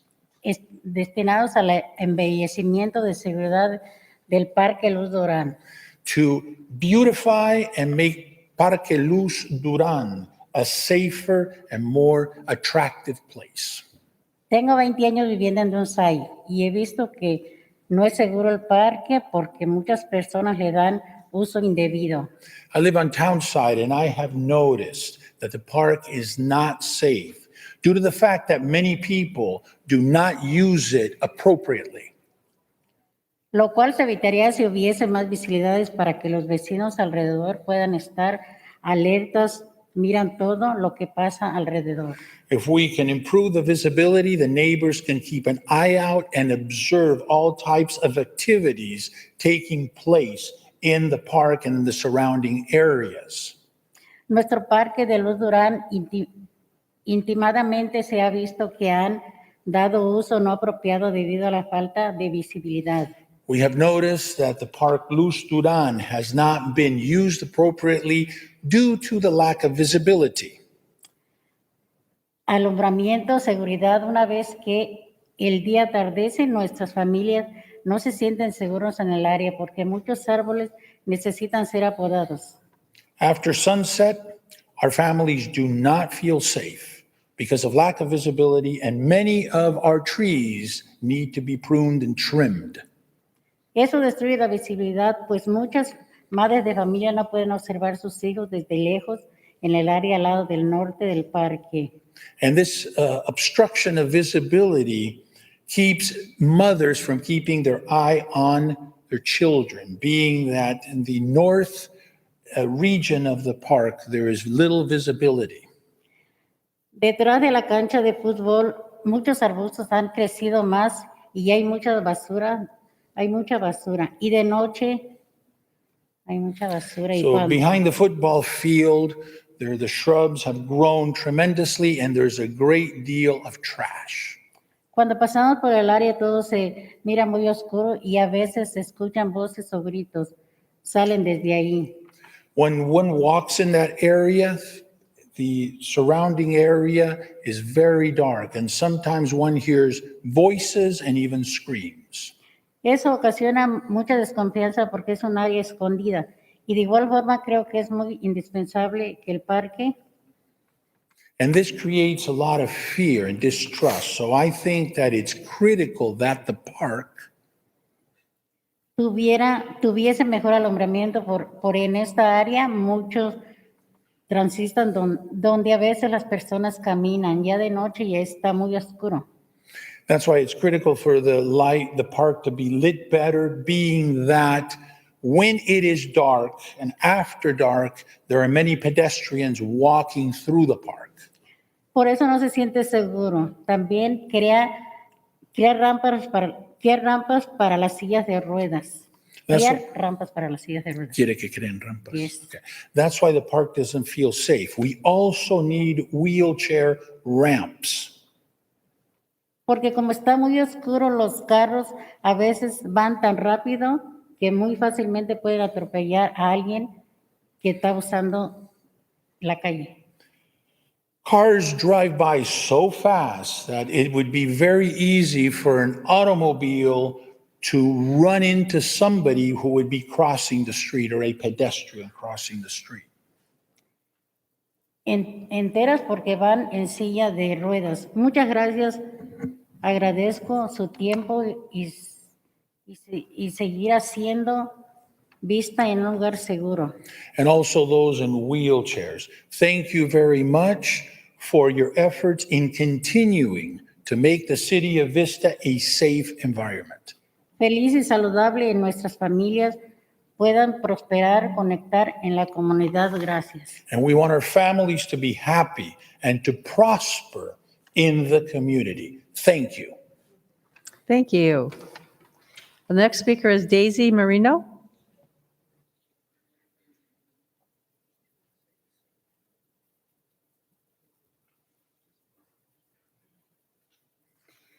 Okay.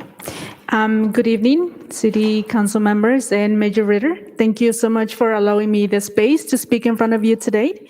I'm here in support of allocating funds to Luz Duran Park, as some of our Popular members have mentioned. They have also submitted some comments that I'm aware that they have been submitted to you in your addition packet. As you can see, some of the comments submitted earlier, they mentioned that Luz Duran, unfortunately, doesn't seem to be a safer, friendlier, and healthier space because of the lack of visibility, lighting, and because lately there has been some activities that are unsafe for the community members.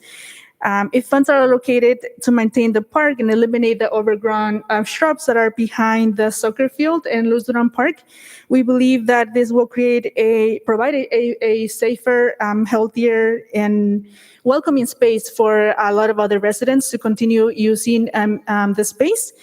We believe that Luz Duran Park has great potential, the potential to continue hosting community events and building a greater sense of community engagement for a lot of the residents in Vista.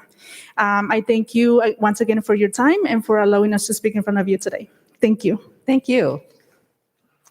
Okay, that's the last of our speakers, and so I will go back to the council members. Councilmember Franklin. I want to say muchas gracias para hablar esta noche. Apoyo sus ideas para mejorar el parque Luz Duran. I'm sorry for my bad Spanish, but thank you for being with us tonight and coming to share the importance of improving your neighborhood park. I think you brought a lot of good ideas, and I'm sure that we're all very anxious to have a future discussion about how we can improve Luz Duran Park in the near future for your part of our city. Thank you. Deputy Mayor Green. Sorry, my fingers aren't working for my button. I have to keep pushing it, just so you know, so I'm not trying to beat my screen up over here. First of all, thank you so much for coming and speaking for Luz Duran Park. I grew up on East Los Angeles Street, which you guys call Townside Drive these days, and Luz Duran Park didn't exist. So Raintree Park played King of the Hill, King of the Mountain, just pushing my friends off that hill. So I'm stoked that we have Luz Duran Park for the community. And I did see that we're allocating additional funds to clean up that hill and make it more visible to the community, so you don't have those delinquent acts and hazardous acts that are detrimental to the community and the safety of your family. So I appreciate Councilwoman Contreras bringing that forward. I'm sure she'll tell you a little bit more about what the plan is, but great job on that. I did have some questions for staff in addition to some other stuff. If you guys looked at this CIP project, lots of money spent on streets and sewers, my friend. That's where all of our money's going these days, streets and sewers.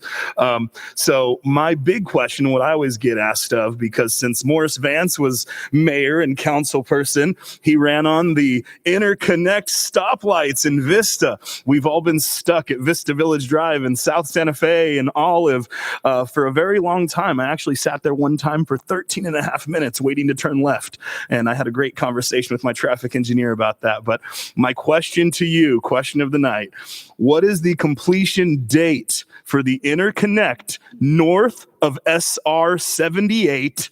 Go. There were hopes that it would be done by June 30th, but it should be done in early July.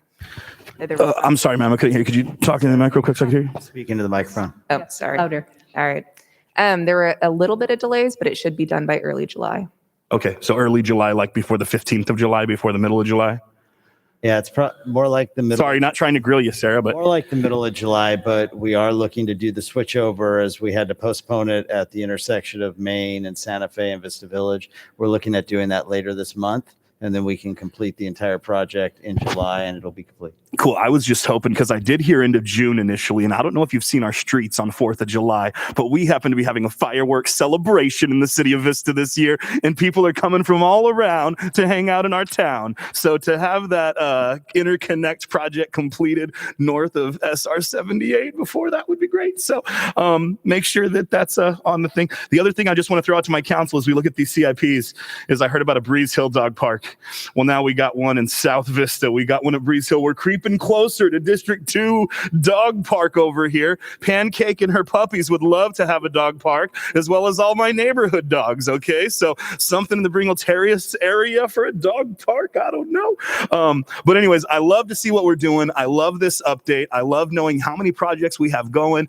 It does always cost more, so the additional funds allocated to make some of these changes are definitely necessary. But I appreciate you guys implementing the vision that us as a council put forward. And this is what we get to look back on after all of our years of service and say, hey, we helped build that. We helped make that. And you helped make that. You helped build that. So thank you so much for your time. Thank you so much for your work. And I look forward to that Interconnect project coming and us not all sticking at that intersection at Vista Village Drive in South Santa Fe. Have a great day. Things take time. Councilmember Contreras. Thank you. And actually, Councilmember Franklin, your Spanish was great. I completely understood you. So I appreciate you addressing our residents that came forward. And I also just want to say I'm very, very thankful for Poder Popular, because what we don't see in this capital project budget mid-cycle update is that these women working together with our community and with John Connolly and coming to council and discussing with us, we've been able to, have this synergy where in 2022, we're going to start building on that $4 million grant that they helped the city get to revitalize town site, West Los Angeles and parts of North Santa Fe to make it safer for pedestrians. And also recently, because of their work with the city and reaching out to Congressman Mike Levin, we also, it seems like on Nevada and Lemon, we're going to be able to bring federal dollars into our city to address some pedestrian and lighting issues there too. So I really appreciate it. Agradezco mucho lo que están haciendo. Y les quiero decir que si ven aquí, donde dice la Parks and Recreation, los 30,000, eso va a funcionar con unos 70,000 que tenemos ya en el presupuesto para ayudar en esta área en el Parque de Luz Duran para hacer un diseño nuevo para tener más seguridad allí. And so what I said is they can look at under the category of Parks and Recreation, we have $30,000 that we're allocating, but we already have, I believe it's $70,000. So that combined will allow us to do a redesign. And also just if there's a few blank stares here in council when they were talking about football, we're actually talking about the soccer field. So just wanted to bring that up. But I really, really appreciate everything that the community does to work together and then to bring that energy here to council and even beyond council and look at, also bringing federal dollars in. It's great. And I do think that there are more mitigation efforts that we can do at Luz Duran to add to the safety, even beyond redesigning some of these areas where I've been told, and so many, a variety of nefarious activities that have occurred there. But, in the future, we can discuss even the little building that's there and how that could be better funded, not only for our deputies, but also for the community, and for that to be an interface of connection, because we all really believe in public safety and there's so many different ways to do it. So right now we're talking about, right, at Luz Duran Park, landscape design as part of public safety, but it's so much more, and we can be very creative as a city for that. So I just really appreciate everybody coming forward, and I appreciate staff for all the work that they do to put this before us and to communicate with our residents when they have questions. Thank you. Councilmember Melendez. Thank you, Madam Mayor. I just want to say a brief thank you to the ladies who joined us tonight and participated in the conversation, and for advocating for better safety at Luz Duran Park and for beautifying that space. And to thank you to staff as well for this mid-cycle update. It does appear that there are some increases, right? And for community transparency, for the city to be able to display that and discuss that. I'm sure we're not the only city that has to anticipate increases to costs, but I'm really excited for future park opportunities, especially looking at state funds, right? And I think that if there's opportunities for residents and the council and city staff to work together to try to advocate for greater funding outside of our own city, I would love to explore more of those options. So I just want to say really great job, and thank you to our staff, to our residents, and to the council for continuing to progress our city along and ensure that we have, great roads, great lighting, and great amenities for our residents. I'd like to thank the ladies for coming tonight too and making us aware of the needs at Luz Duran Park. I think some of us don't. We drive by there, but we don't see what the needs are. And you live there and you see it. And so thank you for bringing that to our attention. And we'll see. Hopefully we can do something about that. I'm hoping that we can. So, Councilmember Franklin. I make a motion that we adopt the council resolution offered by staff, as well as the Buena Sanitation District resolution recommended for the amending the capital project budget for fiscal years 2020 and 2021 and 2021 and 2022. Okay, do I have a second for that? I'll second. Okay, please cast your votes.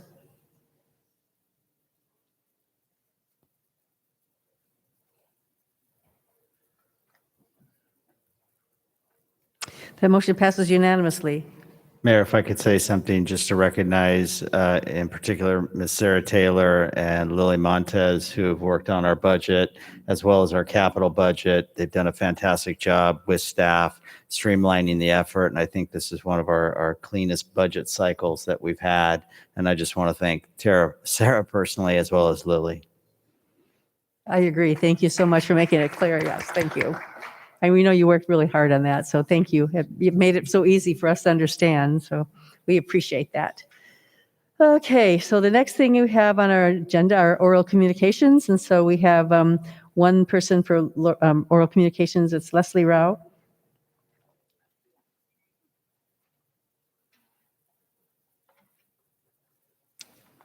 Hello, Council.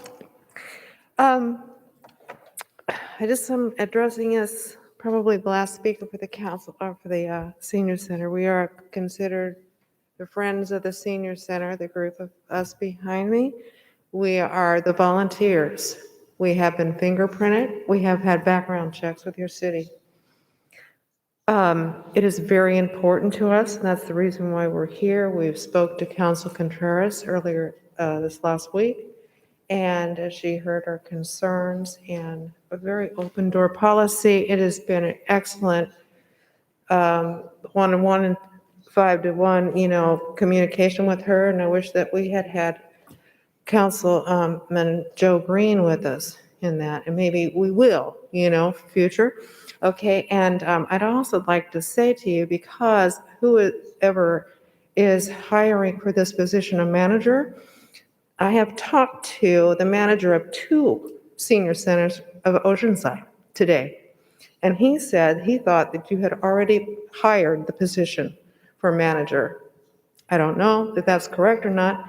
I told him I didn't think so. But in the case that you are still in the hiring process, it is so important, having been there for the length of time that we have, to have witnessed things that are very concerning to us, is that when our people, our seniors come in there, we need somebody that, there's 3 C's in mind that we need to consider hiring, and that is a competent person, number 1 and foremost, competent, and compassionate and caring, and someone who is sincerely caring with the heart, that will come in there, and when people approach us or this center, that you will hold their hand, shake their hand, and be out there for them.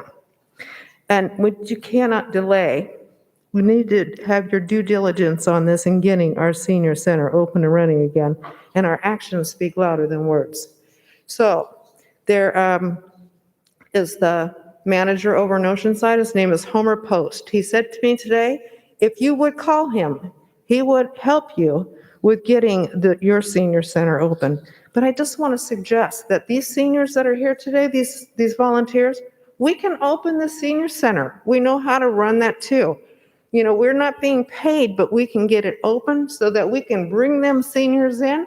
We can start with the knitting and the card playing and have that open for the hot weather that's coming. Next week is supposed to be 91 degrees. I don't know what the holdup is, but I want to help, and I want to work with you all in order to get that accomplished. And everyone behind me here as well wants to at least volunteer a couple hours to get out there and open it up and just say, hey, let's get this going. And your time is up. All right, thank you. Sorry. But Homer says call him. Thank you. So that was our only speaker for our oral communications. And so that takes us into our remarks section. I have just a couple of quick ones here. Good news, our Wave Water Park is reopening to the public on weekends, beginning on Saturday, June 19th. I think that's a week from Saturday. That's exciting. More information is available at thewavewaterpark.com, and it's just in time for that warm weather, I guess, which is good. The second thing is I'm excited to announce that our Moonlight Amphitheater's first Broadway production of the year begins on June 16th. Once on This Island runs through July 3rd. Tickets information is online at themoonlightstage.com. And those are my announcements. And so I will go down the line and I'll start, I guess, looking right at you, Deputy Mayor. I'll start with you. How lucky to look right at me. Just joking. Anyway, first of all, I just want to thank my council so much. I appreciate you guys. I appreciate your support. If any of you guys are ever in a situation up here where you need support, bring it forward. I got your back. I appreciate you just having my back. We might all not have the same views and opinions, but we all have the same love for our city. And I think that really shows in our meetings, is that our differences of opinions and our differences of perspectives is what makes us strong. So thank you guys so much for that. And also thank you for your community engagement, having people show up when they have issues. I think that's amazing. Call Homer. I just wanted to say that because she said call Homer a few times. So call Homer. It's cool. What does Homer know? I don't know, but I'll take it. One thing I wanted to mention is the Moonlight Gala. For the first time in over a year, we got to get dressed up and celebrate our Moonlight Theater family and kind of get really ready for this big season that's kicking off on June 16th. And it was great to see the talent that we have in our city. Since we're the first theater to really open up in the county, we have amazing talent. We have Broadway talent. We have guys who have starred as Hamilton and starred in The Lion King. I mean, the talent we have at Moonlight this season is amazing. So if you are a Vista resident, or even if you're not a Vista resident and you've just never been to the Moonlight, come on down and check it out. I literally jumped out of my seat in excitement watching live performances. So I forgot how much I missed human interaction and live performances. And thank you all for showing up. It's so good to see people live. So have congratulations again to my new city manager.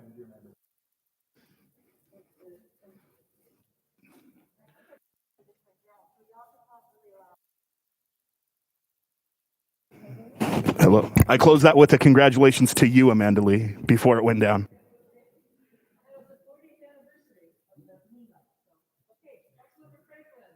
She also got a big promotion, but she's the one that you gave her and the one that she got. Yes. Congratulations on your well-deserved promotion. And to all those who came tonight to be with us to do the city's business, thank you so much for being with us. A lot of really wonderful feedback we got from the people of Vista tonight that we really all treasure and value. I would second my colleagues' comments and thank to our really first-class staff here in Vista. We have a great team in every department, and they serve the citizens of Vista really well, and we really tremendously appreciate it. It makes us look good. Thank you very much. Have a great night. Councilmember Contreras. Oh, we're back. Our microphone was off for a minute. Just want to echo what my colleagues have said. Thank you so much to everybody who came to speak. This is, we only have so many public meetings in a year, and it's critical that we hear from the community. So whether it's here or whether it's you scheduling one-on-ones with us or, whatever the case might be, we're here to listen. And beyond listening, we're here to take action to ensure that we are creating a community of well-being. It was amazing to be at the Moonlight. It was just a fantastic experience. And so I look forward to opening night as well. And just want to let everybody know I am continuing my weekly trash pickups at Duran Park. We start meeting at 9 a.m. We start rolling at around 9:15. And we have all the supplies that you need. So just come, maybe bring a little bit of water, some sunblock.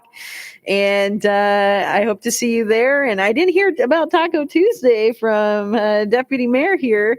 So I'm going to shout out to Taco Tuesday in Vista. You got a lot of options, and just enjoy our beautiful city. Thank you. Councilmember Melendez. Awesome. Thank you so much. And thank you to my colleagues on council. I love our meetings. They're fun. They're stimulating. We kind of fight a little bit. It's good. And I just want to say thank you so much to residents who participate in these meetings. As a freshman council member, I've been learning so much, and I am really excited for this term of service that I have before me. That said, I want to let the community know that starting on August 12th, I will be holding community town halls for District 3 or for anybody to hear your concerns. And the first one will be talking about infrastructure. So hearing anyone's concerns about infrastructure, because that's a great way for us to have those discussions and then me be able to bring those concerns in a really measured way to the city staff, and so that they can know what's going on in the community too. So look forward to more details about that. I echo my colleagues' excitement about the theater opening. I did theater growing up, and I was just like, oh my gosh, it was so fun. I was like dancing along. So it's amazing. If you have the opportunity to go. If you don't have the opportunity to go, and you might find yourself limited in being able to get to the theater in one way or another, reach out to me, and I want to make sure that you can go visit our Moonlight Amphitheater and be able to enjoy the arts there. And then lastly, happy Pride. I'm so happy that we were able to have a proclamation tonight to support our community, and I hope everybody has a fun, happy, healthy Taco Tuesday. Thank you. City Manager Patrick Johnson. Thank you, Mayor.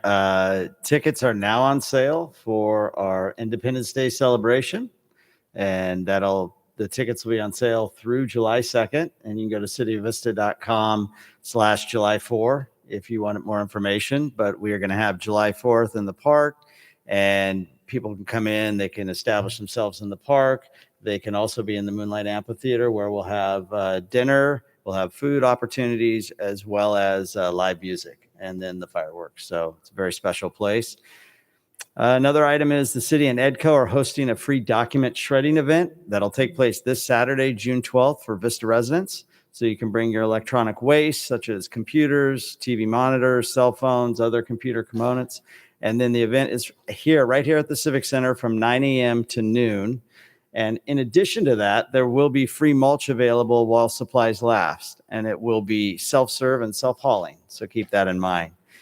And then lastly, just wanted to let everybody know that there will be a memorial for Steve Rhodes, who passed away a few months ago and was a longtime Parks and Rec commissioner, a longtime contributor to the community, and of course his wife Linda before she passed. So there will be a memorial service. It'll be at Bringle Terrace Park, held on Saturday, June 19th from 10 a.m. to noon. So thank you. Thank you. How about our city attorney, Gerald Piper? Okay, city clerk, Kathy? Assistant city clerk, Claire? Nope. Okay, so with that, we are adjourned at 7:51.